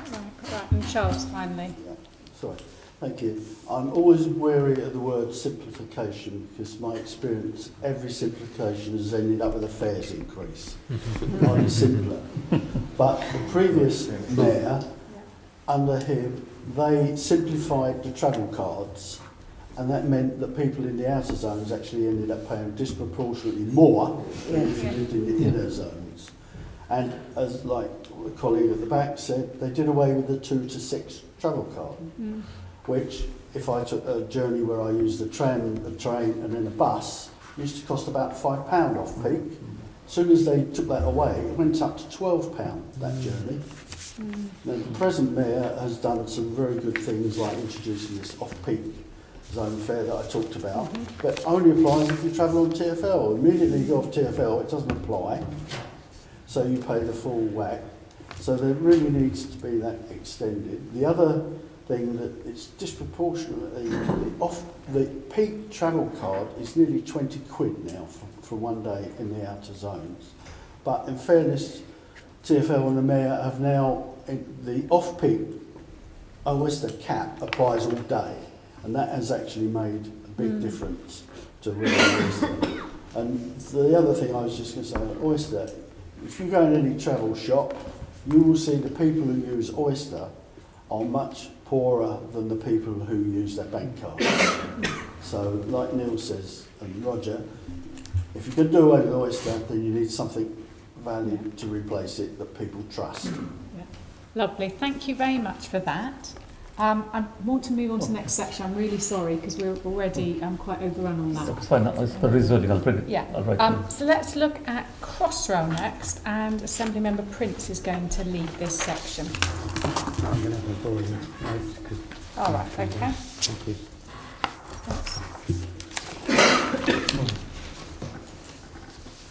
Thank you.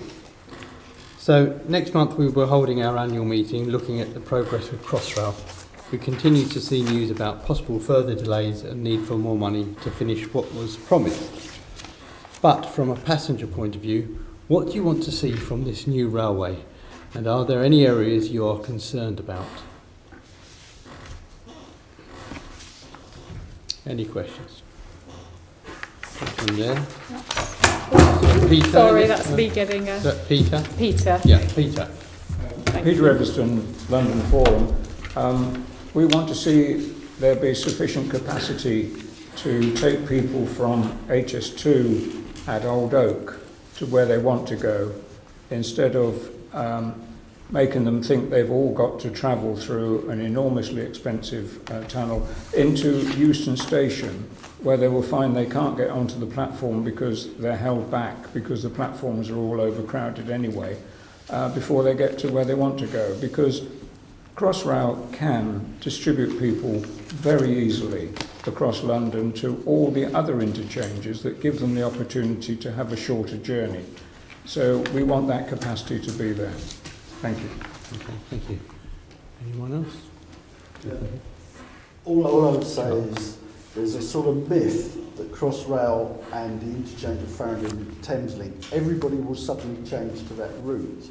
My concern is that some of the rail companies are already looking at reducing services into Victoria and Waterloo because they don't think people will travel that way, and they're equally important, and we mustn't forget them. I mean, I think that the problem is that Crossrail was designed really to take pressure off the tube service and add extra capacity, but we don't need that now, unfortunately. It makes you wonder whether, if we were where we are now, when these things were first considered, whether there would actually be a strong argument for Crossrail, although the connectivity through to the airport, of course, makes a strong case, but even then demand is down. Anyone else with any points on that? Perhaps I'll pose another question. Oh, sorry, let's take that lady. Well, I just wanted to add a positive to that. As you may know, Transport for All campaigned very hard for a long time to ensure that Crossrail would be accessible to disabled and older passengers from the point it opened, and we've seen just phenomenal improvements to the tube network in terms of accessibility as a direct result of the Crossrail works. I went to Ealing Broadway the other day and got on the Central Line for the first time in my life, which was an experience. So that really, really can't be understated at all. And you know, big infrastructure projects such as Crossrail, in a good sense, does bring with it those kind of accessibility improvements that otherwise may not have been as cost effective or kind of overlooked and neglected. So we're thrilled to see the improvements and very much looking forward to it opening hopefully very soon. Thank you. John, do you have the back there? Yes, well, just a word about the stations in West London. There's quite a few skipping of stations planned, and I've just encouraged the committee to interrogate officers about if that could be minimised, because you're underplaying the benefits to West London of having Crossrail if you can't go from one of the minor stations to the next minor station except going overshooting and coming back and so on. I don't think that's true in East London. All the trains, as far as I know, stop at every station. They do. But it's not true in West London. And I mean, I'm no expert on how many passengers there would be on each train and so on if that were improved. But I'd encourage you to, you know, essentially find out, and is it justified, the amount of skipping of stations that is going to happen? Good point. Good point. Okay, so let's look at. So, what opportunities do you think that the opening of Crossrail provides for innovation in ticketing and fares. Do we really go to that area?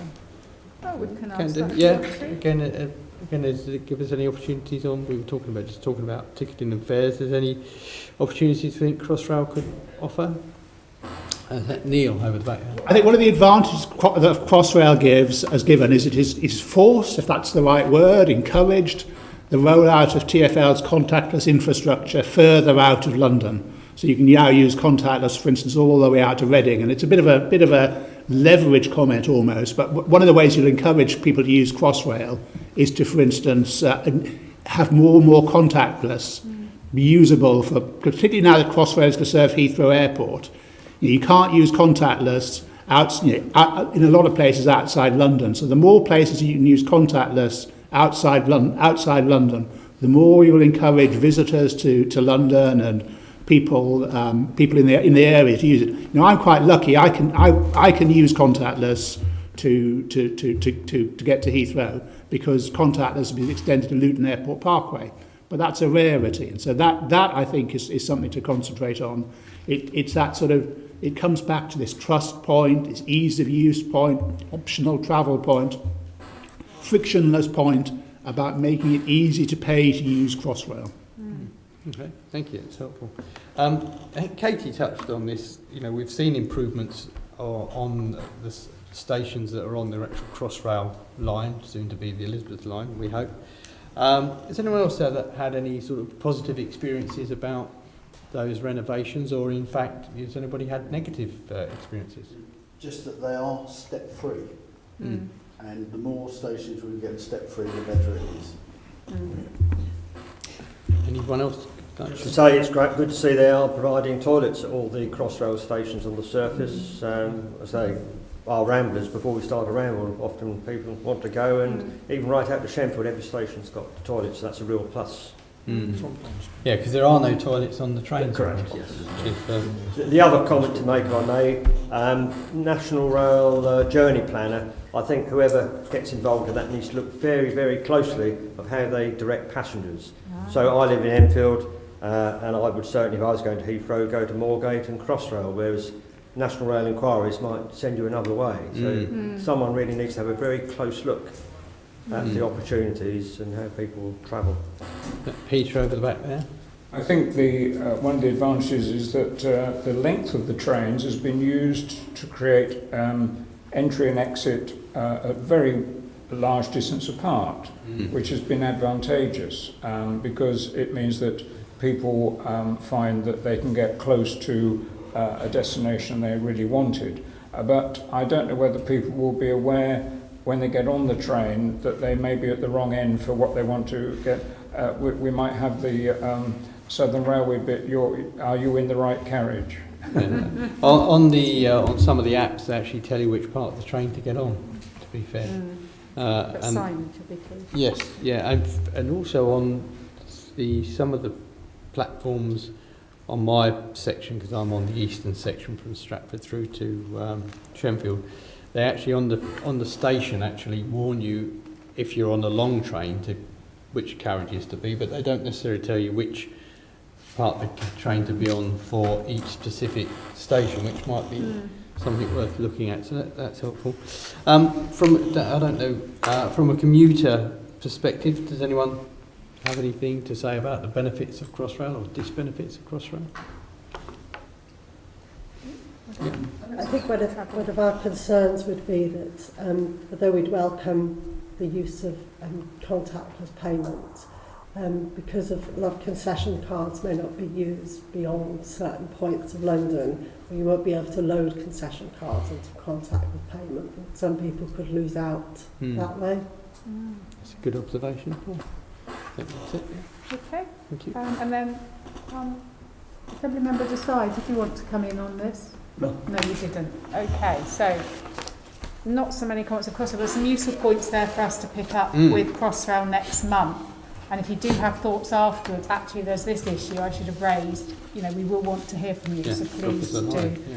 So our next section, really important, on accessibility, and Assemblymember McCartney, you're going to lead on this for us. Thank you, Chair. Accessibility has been a key priority for this committee, and with the big changes in the William Shapps Rail Review and in London, and we've heard about Crossrail and the Northern Line extension, we just want to know, what are your concerns about accessibility in its wider sense on the rail network, and how can we raise the bar in London when it comes to accessibility? We heard earlier about the battle to get all of the Crossrail stations step-free, and we've also had more TfL stations made step-free over the last few years as well. But really, is progress good enough, and what more needs to be done? And I'm particularly interested in looking not just at passengers who have mobility issues, but perhaps, you know, the older Londoners, and also parents with young children and so forth.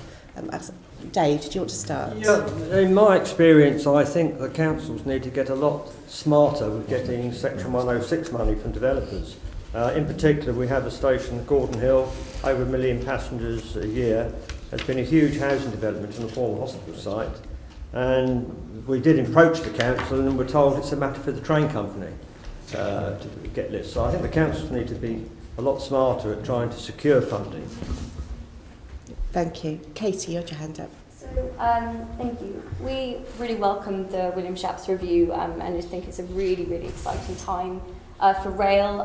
The current system is so broken. We've talked a lot about the fragmentation and the problems that creates for passengers. In terms of accessibility, fragmentation it's the same sort of story. It is entirely dependent upon the particular train operating company that runs the service that you are using. That gives you the particular service that you will experience. So each train operating company sets their own accessible travel policy, and the variations of this between TOCs is so huge. So you could be going from one part of the country to another part of the country, and the service that you will receive in terms of assistance boarding the train, getting off the train, will differ from station to station.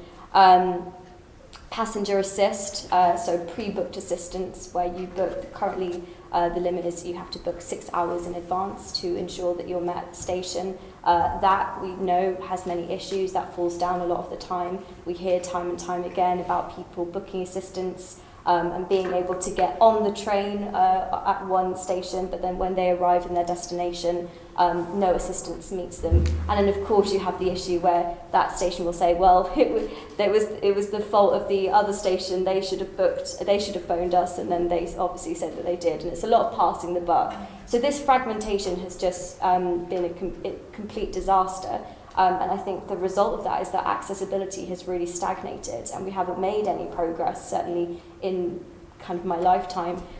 So the William Shapps review is a really exciting moment, and hopefully that kind of unification and having a greater level of kind of oversight and accountability and agenda setting. I really hope that Great British Rail will be setting a kind of one accessible travel policy that will apply across the whole network, rather than it being so fragmented. There have been lots of kind of movements recently. So the ORR is going to set from April 2022, the passenger assistance window that you have to book is going down from 6 hours to 2 hours, which is good and exciting.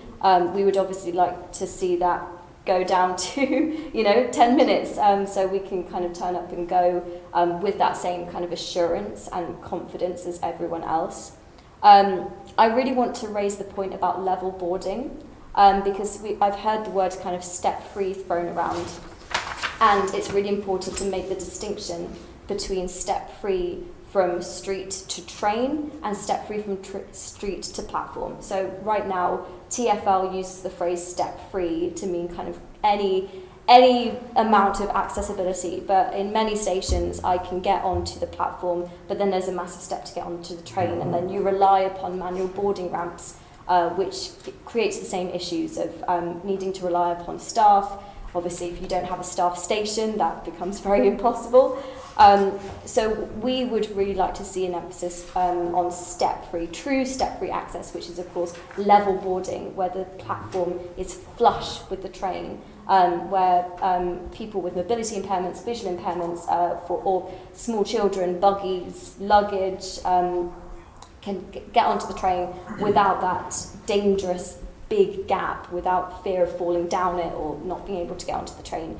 And for this to happen, we need this real national commitment to level boarding, and that will mean setting a standard of procurement for rolling stock, so all trains have the exact same height of the floor, and it will also require a rolling programme of improvements to platforms to correct the platform height, to bring them all to the same height of 915 millimetres.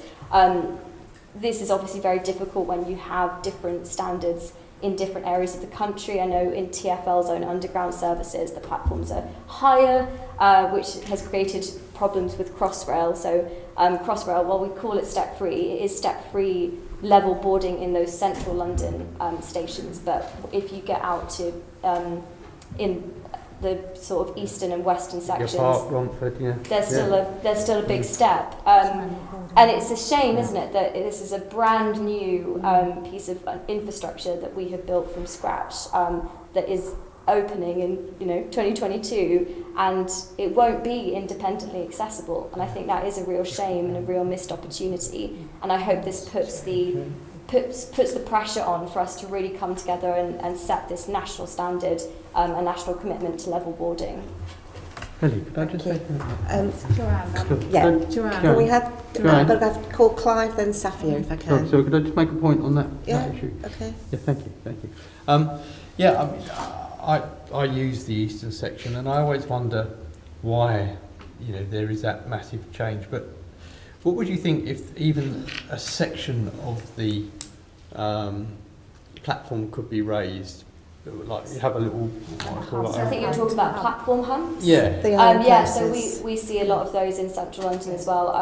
I'm not entirely sure why that hasn't happened. I've been told it's something to do with freight trains. So those trains are obviously very different from passenger trains, and perhaps require further clearance. I don't know, I'm guessing here, but I've been told it's because of freight trains. But yeah, platform humps to bring a section of the platform flush with the train would work very well. That hasn't happened, and I think you'll have to do some digging and tell me why that hasn't happened. Thank you. They are instances such as Clive. Thank you, Clive Wood from Guide Dogs.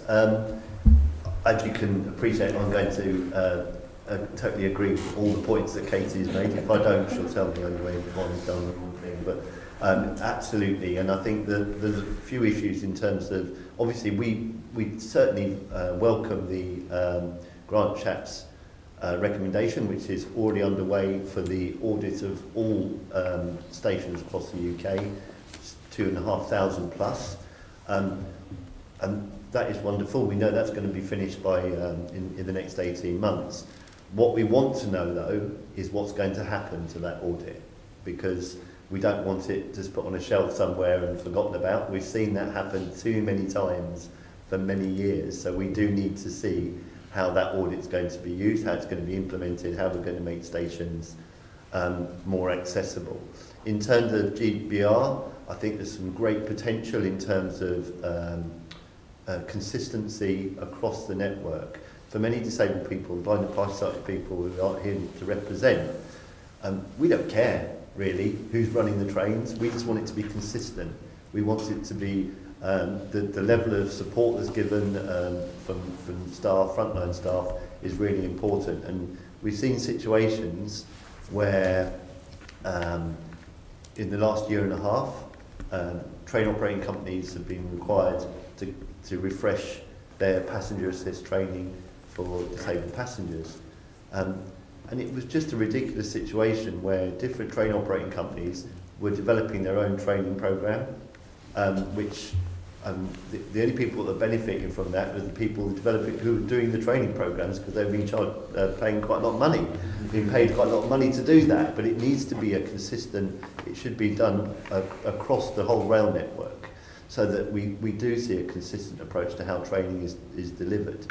And there's been situations where, for example, depending on what train station you come into London, if I come into Waterloo, the level of assistance that I might be receiving is going to be, it could be different to that of where I come into Marylebone or any other station.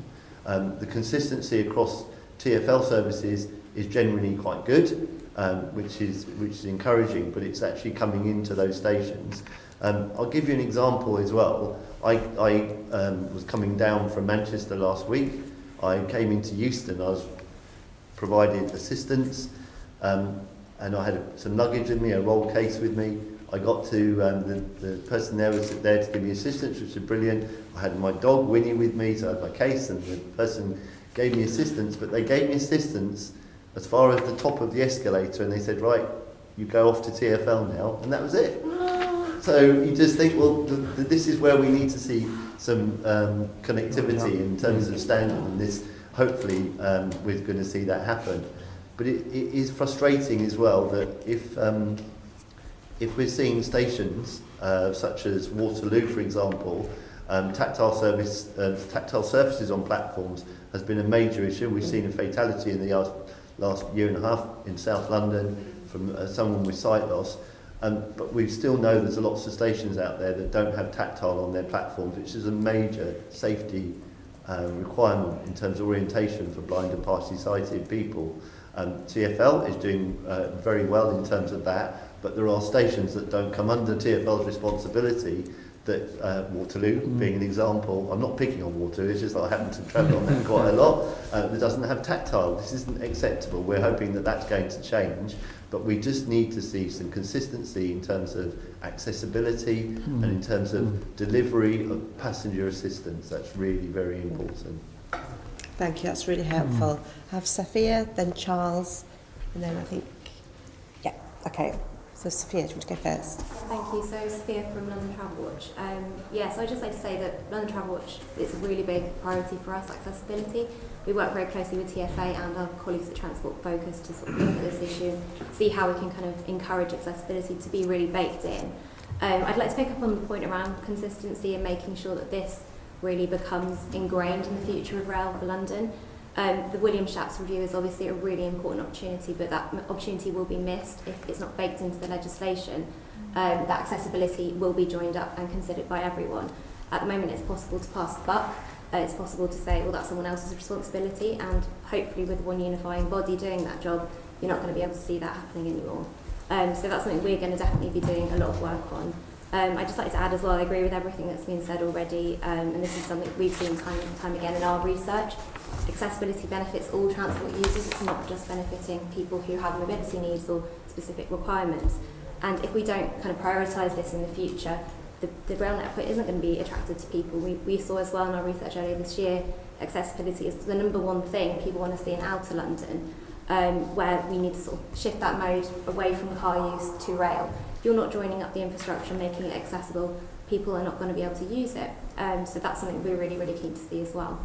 And then lastly, I think just talking about accessibility, we're not just talking about the infrastructure, we're talking about making an inclusive and accessible network across all areas. That's whether it's accessible payment options, accessible information, accessible infrastructure. So all of these things need to be considered as a whole thing, a whole package.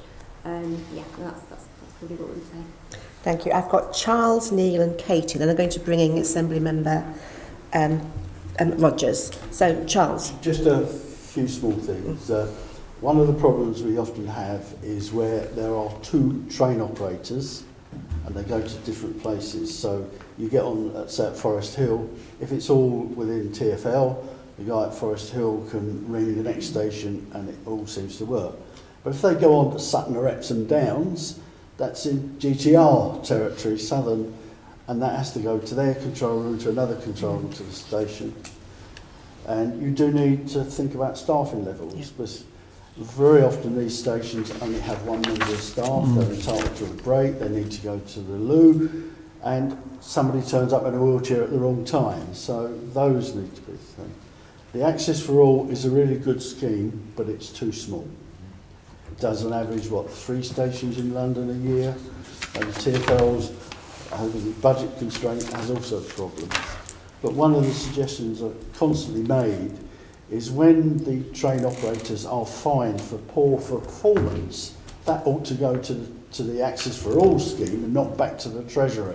And I think the same when concessions, because they get fined for poor performance. That money ought to be put aside for that. Thank you. Neil.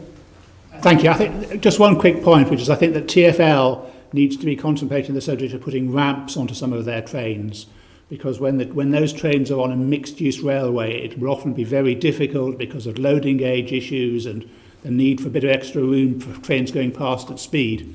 So it'll be very difficult to deliver the true level boarding that you can get on Crossrail and in the centre of Thameslink.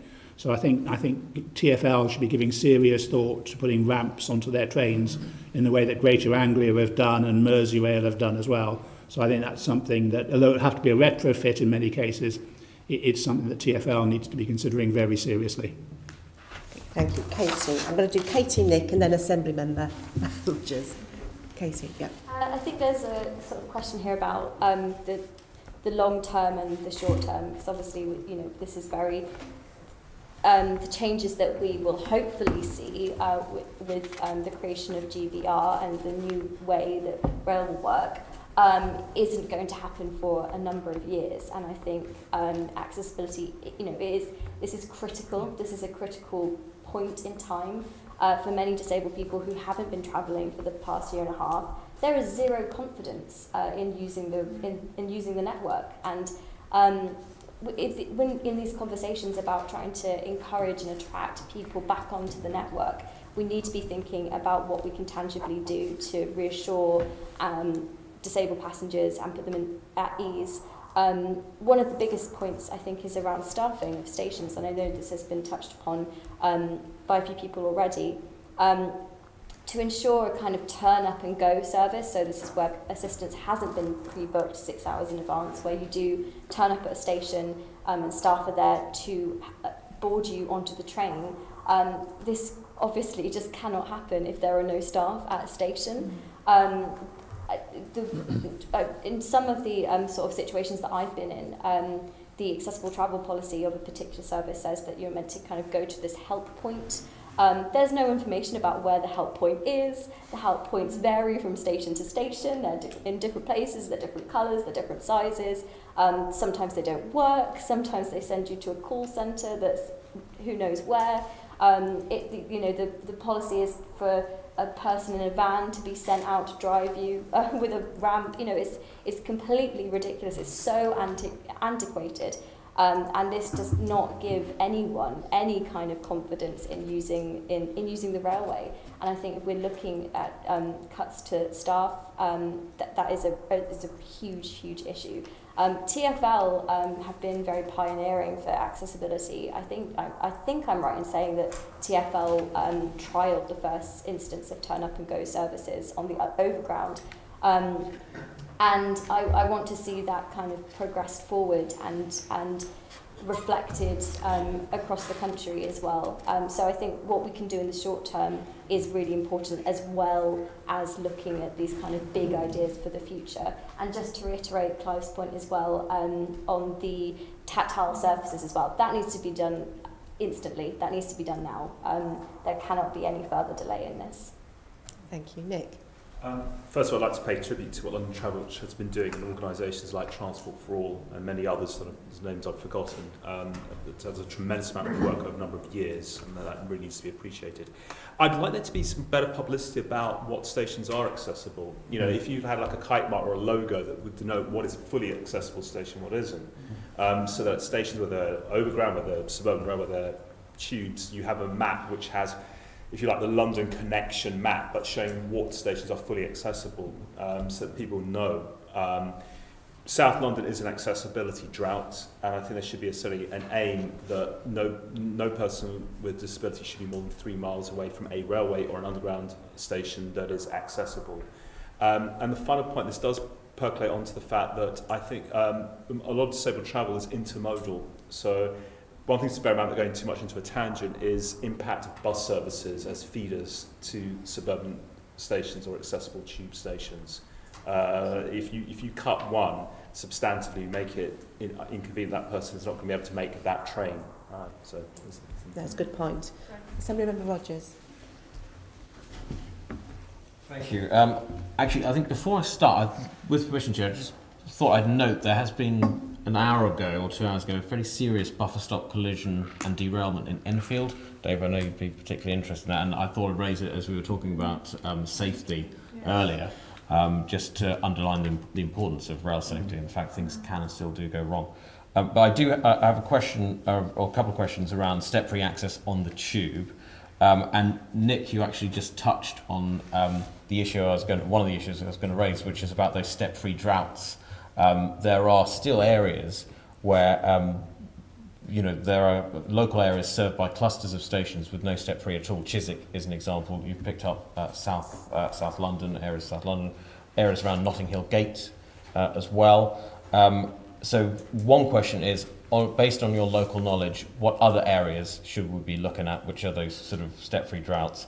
And the other aspect to it is that the sort of the TfL ambition is on a sort of percentage basis. They want a certain percentage of stations step-free. But I wonder whether that incentivizes kind of a low-hanging fruit approach rather than a need-based approach. So, for example, in Chiswick, I know that those stations will be complex. It won't be an easy engineering feat to make some of those stations step-free, but there's clearly a need. So I'm just interested in gathering your thoughts on those two topics.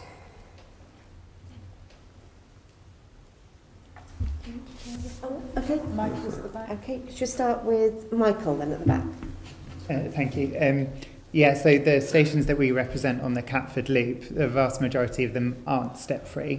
I believe Catford is going to get a lift installed in the next year or so as part of the Access for All scheme, but that's been a long time coming.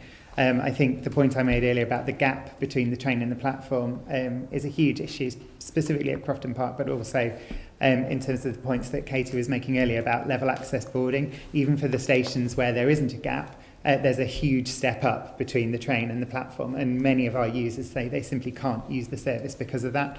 I think also there's a bit of a perception that this only impacts on disabled users, but to the points that London Travel Watch were making earlier, actually, if you improve accessibility, it does benefit all users. So there's plenty of over 60s users that say just purely because they have it's more difficult to kind of make that step. It rules them out of using the service. And also we find anyone travelling with young children, it always seems to be a problem as well. So I think all of the stations that we represent on the Catford Loop certainly need that to be looked at in terms of accessibility, because it simply just right now excludes many people from simply being able to use the service. Thank you. John and then Katie. John. Yes, I would like to just mention the fact that there are various lines that are shared between two different heights of trains, where you've got the subsurface trains, like the District and the Metropolitan, and you've got the pure tube trains. So there's a compromise height. And also on the Euston to Watford local line, London Overground shared with the Bakerloo line. And someone had a nasty fall a couple of weeks ago, I saw, coming off London Overground, because it's quite a drop down to the platform, and you can hardly do anything about that, given that the tube trains, you have to step up to the platform. So, I mean, I can't provide a solution to that, except I wonder if there could be more edge of platform lights, but below the actual step you're treading on. I think, as far as I know, they're still at Bank Station, for instance. When the train comes in, there are lights that come on all the way around the platform. And I even thought that maybe it might be easier to put them on the London Overground trains rather, at the lower level, than actually put them along the edge of the platform. But over the years, I have heard of other serious accidents because of the different heights of actual London's trains. So I'd just like to drop that in. Whether there's a bit more technology, LED lights are now much cheaper and never fail, that you can put either on the edge of platforms or actually on the side of the trains themselves. Thank you. Thank you. Katie? I wanted to answer your point on step-free access on stations and TfL's kind of goal that they have in mind for that. Certainly where I live, kind of on the Northern Line, I'm in Holloway area. The nearest step-free stations are either North Finchley or King's Cross, so there is a complete dearth there.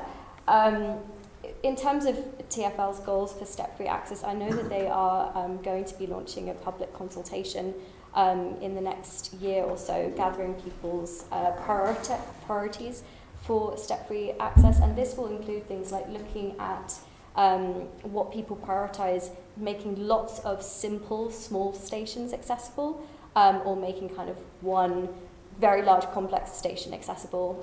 So the sliding scale is about 10 million for those kind of smaller, simple stations, all the way up to 100 million for something like Oxford Circus. Green Park, for example, that was something like 49 million. I think that did include kind of improvements to the wider area as well. But these are huge, huge projects, and that's what is so worrying for us when looking at the current kind of state of TfL's finances. Unfortunately, we understand that when money is tight, often the first thing that is cut is accessibility and improvements to accessibility.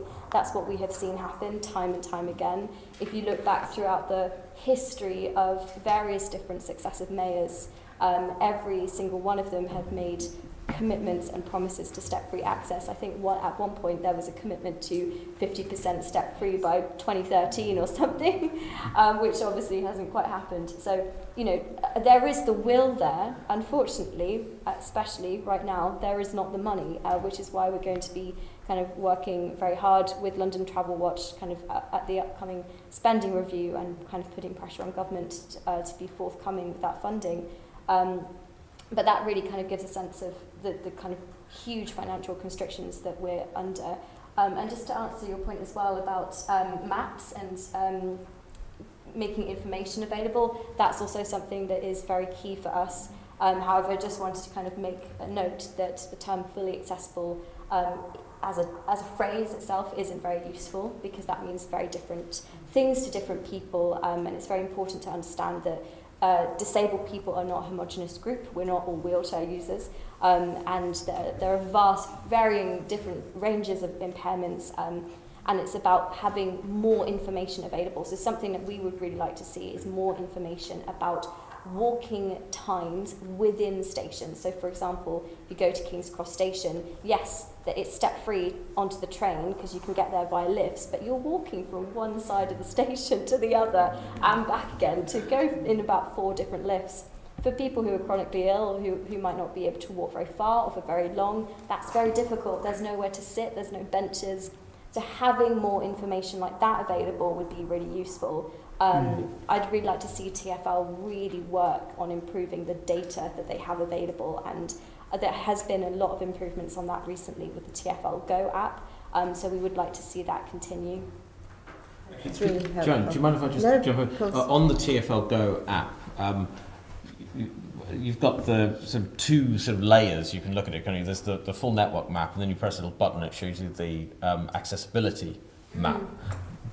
Do you find that particularly useful? Because I look at it and I think, well, actually, all you're showing me is the station here, but you're not showing where it is in relation to anything else, because most of the stations disappear from that map once you press that button. So I don't know, is there improvements we could make there? Well, that's what the map looks like to me, because I don't use any station that is not accessible, and I never have done. And to be honest, I use the tube very rarely, because quite simply there are very few journeys that I can do that are useful to me. So I think it's actually a very useful tool for non-disabled people to actually look and see the kind of visual stark difference that there is when using the tube as a wheelchair user or with someone with mobility impairments. Thank you. Dave. Thank you. Yes, with the access for all, I personally would like to see priority given to stations serving hospitals. We have one called Silver Street on the overground, Liverpool Street, Cheshunt Enfield, and I was watching a chap the other day. I tried to give him assistance going down the stairs on crutches. His people have outpatient appointments. So I think improving access to healthcare stations near hospitals is important. And again, Gordon Hill's one I mentioned with Chase Farm, they desperately need lifts there. Can I just say on a point that I've campaigned for both of those, so I'm with Deb on that. Can I just ask, whether, if you've travelled abroad at all, have you seen anywhere else that does this really well? And could we learn from anywhere? I can see, does anybody? Katie? Barcelona's metro system is about 94% step-free, I believe. And I think that is a relatively recent... And is that to platform or onto train That's as well? That's level boarding, yeah. So they use platform humps, I think quite similar to the ones we see on the underground. And I believe a lot of that work was in the run-ups to the Paralympics, whenever they were in Barcelona. But the Barcelona tube metro system is a very good example. Good, thank you. Yours? No? Nick, you wanted to come back with a point? Yes, I mean, the point is about in South London, the Northern Line is largely inaccessible. Morden is accessible. Kennington, part of it is going to be accessible. So areas like Clapham, Stockwell, Oval, Brixton, Tooting, not accessible. And yet we have that overland station at Clapham High Street, which I began talking about. And that investment, if you made that accessible with bus routes, could act as a beacon, accessibility beacon for these surrounding areas, pending TfL getting more money to try and do some of those tube stations. So again, there's a lot of potential in the suburban rail if TfL is willing to get in and engage and champion that in its review, because it's working with Network Rail looking at South London. So it's just an example that even if you... I'm a bit hesitant with TfL says we're going to look at percentages of stations, because that can actually lead to huge disparities, but look at where you can have some alternatives, and that means working with suburban rail, working with Network Rail to turn some of those stations that could actually have quite a wider catchment area if they've got good bus routes feeding in. And that would be much less expensive than trying... You're not going to convert Clapham Common, Clapham North, sort of rebuilding, which costs billions. But that, as I came into this meeting, you know, it shows TfL has to actually start engaging more and having some ambition, even if it doesn't have full control. Thank you. Yes. Michael? Yeah, just to make the point, in Sydney and Australia, one of the issues that they have is between the gap and the platform, like we do, and like lots of countries do. And their solution to that is they've implemented a system of rubber fins that kind of sit just below the edge of the platform. And the fins are strong enough for somebody to stand on. They close the gap, but when the train goes past, the train just brushes against the fins, so it doesn't impact on the issue that they will also have with different train operators and different size trains and freight trains and things like that. So I think that's certainly something that could be looked at to bring into the capital here. Thank you. I mean, the William Shapp's plan talks about using technology to create a truly accessible rail network. And we've had, I think, from Katie about the maps. You found it quite useful, actually. But what would you need from that technology to make actually real gains, do you think? What should it look like? Clive. Sorry, I couldn't see your hand. I think technology's got its place. I think it can be really beneficial. It's being used. And just to give another example, before I go on to talk about different technologies, where we're seeing a fragmented approach. We are seeing different train operating companies and Network Rail and the Rail Delivery Group all looking at different types of technology in terms of accessibility. So we do need to see a one approach to this. If everybody put their resources together, I'm sure it would be a lot better in terms of outcomes. And in terms of technology from blind and partially sighted people's perspective, it's around orientation. So it's about getting from a train, getting onto the train, finding your seats, being able to access the toilets on the train or on the station, being able to ask for refreshments. You don't want me wandering around a carriage with a hot coffee. So, you know, having someone be able to do that. So that type of technology is really, could be really beneficial.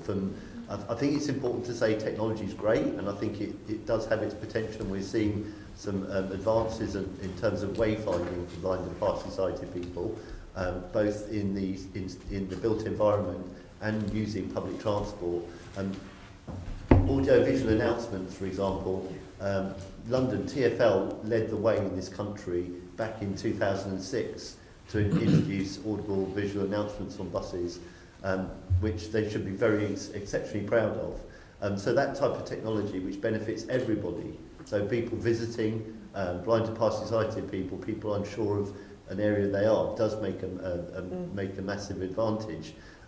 So there is technology that can be beneficial, but I think that there needs to be a joined up approach on how it can be done. But from a blind and partially sighted person's perspective, it's been having the technology to buy a ticket, having the technology to get from your home to the train station. And this is really important when we've been talking about accessibility. We've talked a lot about stations and we've talked about trains, but actually you need to get there.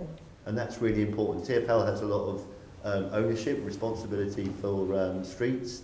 So I think it's important they look at that as well. But also it's about how you get on a train, and having that technology is fantastic, but you still need people. We need those frontline staff. As Katie said and I said earlier, we can't replace people with technology. Yeah. Thank you very much, that's helpful. Thank you, Chair. Yeah. Unmesh.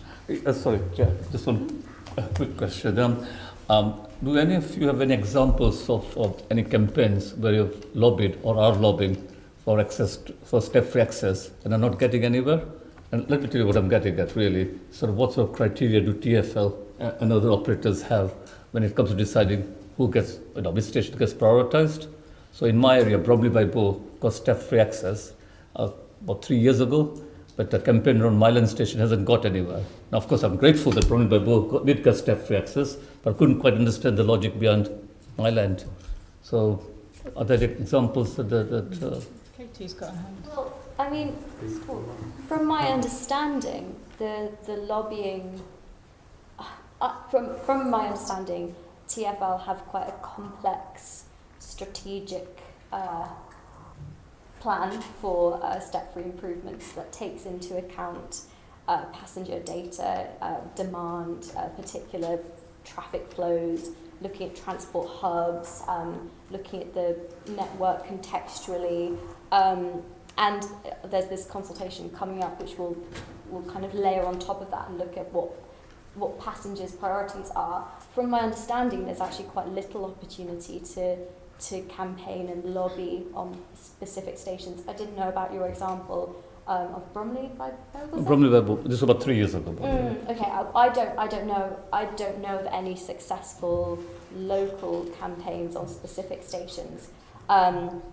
And then again, us as a kind of London/UK based charity, we wouldn't campaign on any specific station because we don't want to prioritise one over the other. I wouldn't expect you to. This campaign from lobbying was from local residents. Yeah. So. Okay, but I think it is, I think councillors. Taking that fragmented approach, I would be wary of because we want to have step-free improvements at, I suppose, the most strategic and useful points. John. I would like to make sure that it was completely transparent what the criteria were to put the order in of which station gets done first. And provocatively, I would put quite low down the order, the amount of lobbying that goes on, because otherwise, essentially middle-class areas are more likely to lobby than working-class areas. And I'd only repeat myself if I said anything extra to that, but you are not going to get lobbying in certain parts of London, and yet there may be a high level of passenger usage of the station. It may be terrible conditions because the station hasn't been But that's precisely what I'm getting at, transparency of criteria. Yeah. Neil, then Nick. The key point I would just make is it's not really about stations; it's about journeys. Yeah. You've got to work out how somebody gets from where they're starting from to where they're going to. And for instance, a station, it's always going to be a pair of stations at least, because if you can get onto the train, as Katie has mentioned, but can't get off it, or vice versa, it's of limited utility. Nick. I mean, the points have been made really well about transparency, because we've had discussions with Network Rail, and our London Assembly member Marina Ahmed came, and Kate Ho was involved beforehand. I think Florence Shalomi on UMP is quite keen, but it does feel incredibly opaque. So Network Rail has indicated that there has to be a very strong political campaign. Now, in terms of trying to issue, I was going back at the beginning of the meeting about stakeholder culture of TfL. The TfL is a very big player in this and can be quite influential, but what we find with TfL is that you have one stakeholder contact who just basically comes across as recycling a press line, and there's no avenue to have wider discussions with those charged with accessibility and strategy to say, well, actually, here's a case, you can talk to Network Rail and the DFT, and so actually trying to widen that out. So that lack of transparency, I think, reflects a slightly opaque stakeholder engagement culture that tries to narrow things into a single point of contact, but you get very little through that pipeline. Thank you. Charles and Katie. Yeah, almost feel guilty for lobbying for my own station and getting it Nothing successful. wrong with that. Nothing wrong with that. But it was a complicated process. We got 2 stations in Croydon included, causes South and Selhurst. It was based on passenger numbers, interchange, relation to local buses, other things like charity groups that operated in the area. And once we'd done that, then we had to convince the council, then we had to convince TfL because they were involved, then we had to convince GTR, who then finally put a case to the Access for All, along with a dozen others, and only 6 would get chosen. We were lucky that 2 of our 6 were in that, but they were within 6 from all over the southeast. You know, so it's not an easy process. No, thank you. I've got But Clive. I'm quite transparent about it. Thank you. Clive and then Katie. Sorry, thank you. I just keep taking my mask off. I just wanted to, we're talking about step-free access, and I think Katie made the point earlier. I think we just need to broaden that term and try and get away from it slightly. I think we talk about inclusive stations, because step-free obviously is really important, but so is other accessibility issues that need to be addressed at train stations. In terms of lighting, for example, in terms of tactile, in terms of information points, in terms of stuff, all these points need to be, they need to be in the mix. So we need to include all these points to make sure that all stations are inclusive and fully accessible. Yeah, thank you. Katie. Just on your point about technology, I just wanted to raise the point about the passenger assist app, because I'm not sure that we've touched on it yet. But this has been a new and big thing that has changed the way that many disabled people travel. I think the customer facing side of the app has been really good and successful, and you know, has cut down the faff, shall we say, that it takes to book assistance, from being on the phone for 40 minutes to tapping a few buttons, which is really positive. But on the sort of flip side of that, the take-up of the staff-facing side of the app, there has been far less progress on that side of things. I won't go into it too much, mostly because I don't really know the details, but the app has so much potential to make those pre-booked assistance journeys really smooth. However, because of, and again, I don't know, something to do with technology at stations, this isn't really happening, and we're getting the situations where you know, someone will rock up at a station when they have pre-booked assistance through the app, and they'll arrive at the station and the staff will still be looking at pieces of paper that they've printed out in the morning. And I just think we have this, you know, dynamic, brilliant utilisation of technology in this new app that's created, but because it hasn't been rolled out or implemented or taken up on the staff-facing side of things, we are literally still running around with pieces of paper with people highlighting and crossing things out. And it is honestly no wonder that assistance fails so often of the time when you look at the actual kind of pieces of paper flying about. Yeah. So I know that the RDG has been doing a lot of work with the various talks on that, but I think a huge amount of work needs to be done in that area. Thank you. Thank you. Thank you, Chair. Lovely, thank you very much. That kind of comes to the end of our discussion. Now, there may be some other burning points, and I'm happy to take 5 minutes just if there's other points that people haven't had the opportunity to raise. I can see at the back, Peter's got his hand up. Peter. Thank you. Peter Everston, London Forum. One of the things I think we must all remember is that we have a new London plan, and it says that if the infrastructure is not in place, developments must be phased. Now, this is going to have a serious impact when we look at transport. It would be very difficult to meet our 65,000 new homes, let alone the 93,000 per year that the government is threatening to impose on us. If we look at the absence of the Bakerloo line extension and Crossrail 2, this is going to have an impact because the London plan is looking far ahead, but if it hasn't got the infrastructure of transport, then it really is saying that development won't happen, won't be allowed to happen. Yeah. And I think that we've got to look at that in terms of the frequency of services as well, because it isn't just whether the service is there, but whether it can handle the capacity that's going to be required. Yeah. And this is going to be important for things like the Piccadilly line. The upgrading of the signals on the Piccadilly line was to be completed by 2016, and it's still on the back burner. Mm-hmm. That means that the number of trains per hour cannot be improved because the signalling will never cope.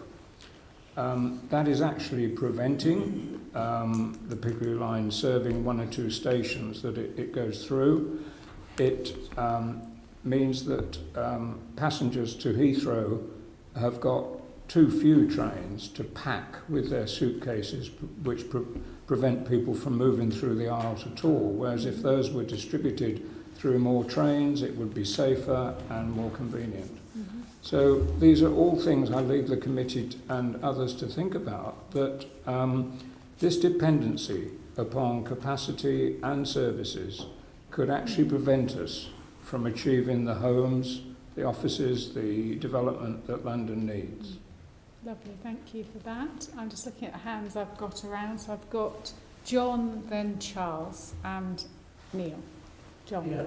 Well, I might have a few burning issues which I won't raise because we can email you. Yeah, yes. Lovely, thank you. But the more general case is wondering how long, if we can think long term, and the system will allow that. And put in passive provision for certain things that may be beyond the end of a plan period, say of the London plan and so on. And it's, as far as I know from talking to planners, at some stages over the decades, people have been able to plan 30 years ahead. But nowadays, the planning inspectors will cut off anything if it's beyond the end of the planning periods of a particular local plan, as far as I know. I just wondered if there's flexibility, for instance, in the next Mayor's transport strategy, that could contain ideas that people had, obviously from officers, with some degree of evidence, of things that might not then survive to go into the associated London plan that it feeds into.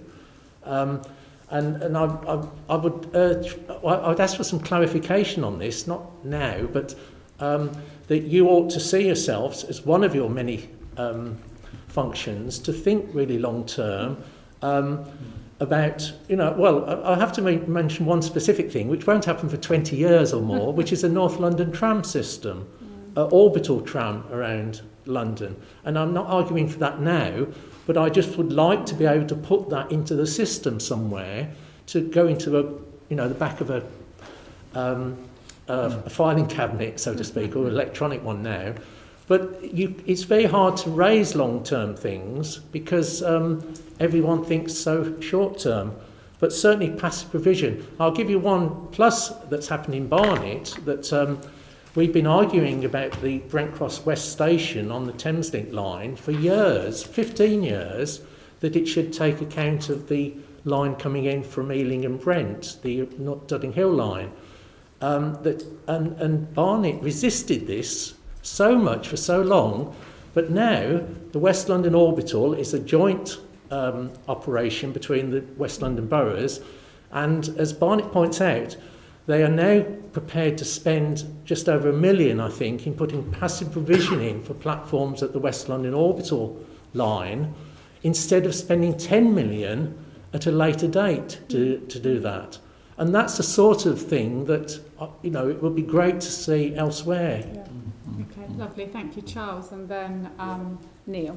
I don't want to go into great detail of it today, but the importance of bus rail interchange. Yes, yes. Every single change TfL has made to the bus services in the last 2 years has made this worse. There's no bus connection at all in Fenchurch Street. When we complained about it, they said, well, the nearest bus is 500 metres away, and that's not bad. Marylebone, they removed the 205 from the station forecourt and put it in Euston Road. When we said, but people with disabilities now have to cross 8 lanes of traffic and 400 metres. Well, you can change buses further out, and that's not easy when you're in a wheelchair. We've had the same problem in West Croydon. We've had the same problem with tram stops when they've taken interchange out. Had the same problem both at London Bridge and Victoria, where bus rail interchanges got worse. And I think the attitude of TfL that, sorry, 400 metre, sorry, walk is okay, and crossing 8 lanes of traffic is also okay. Got that. Okay, Neil, and then Emily, and then I'm going to draw this bit to a close. Neil. Just to point out, something we haven't talked about at all is the West London line and the fact there is a lot of unused capacity on that line because so much of it is reserved for Channel Tunnel freight trains that don't exist and may never exist. And it is certainly something that would be worthwhile exploring properly, the ability for capacity increases, because the challenge there is legal, not spending lots of money on infrastructure. I just thought I'd mention that. Good point. Thank you. Emily. I think I just wanted to express my gratitude and appreciation for being invited today. As a commuter, actually have my voice heard is really important, I know, to me and those that commute from my station. But I also just really wanted to flag the diversity of thought of people in this room. It has been very refreshing to me to see both the diversity of thought and need in this room. And I'd really actively encourage you to continue going down this path.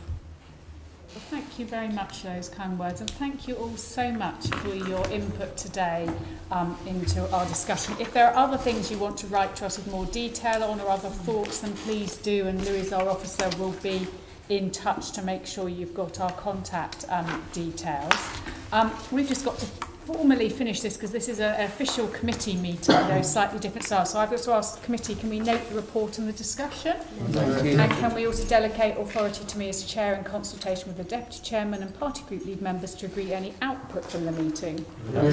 Item 7, can we note our work programme and meeting dates? And I will be coming to talk to lead members about the work programme soon. Agreed. Lovely. Our next meeting is going to be 10 o'clock in the Chamber, I think, on Tuesday the 16th of November, where we'll be looking at Crossrail, and also Travel Watch will be coming with their business plan. I have no other urgent business. That concludes today's meeting. Thank you all very much indeed. I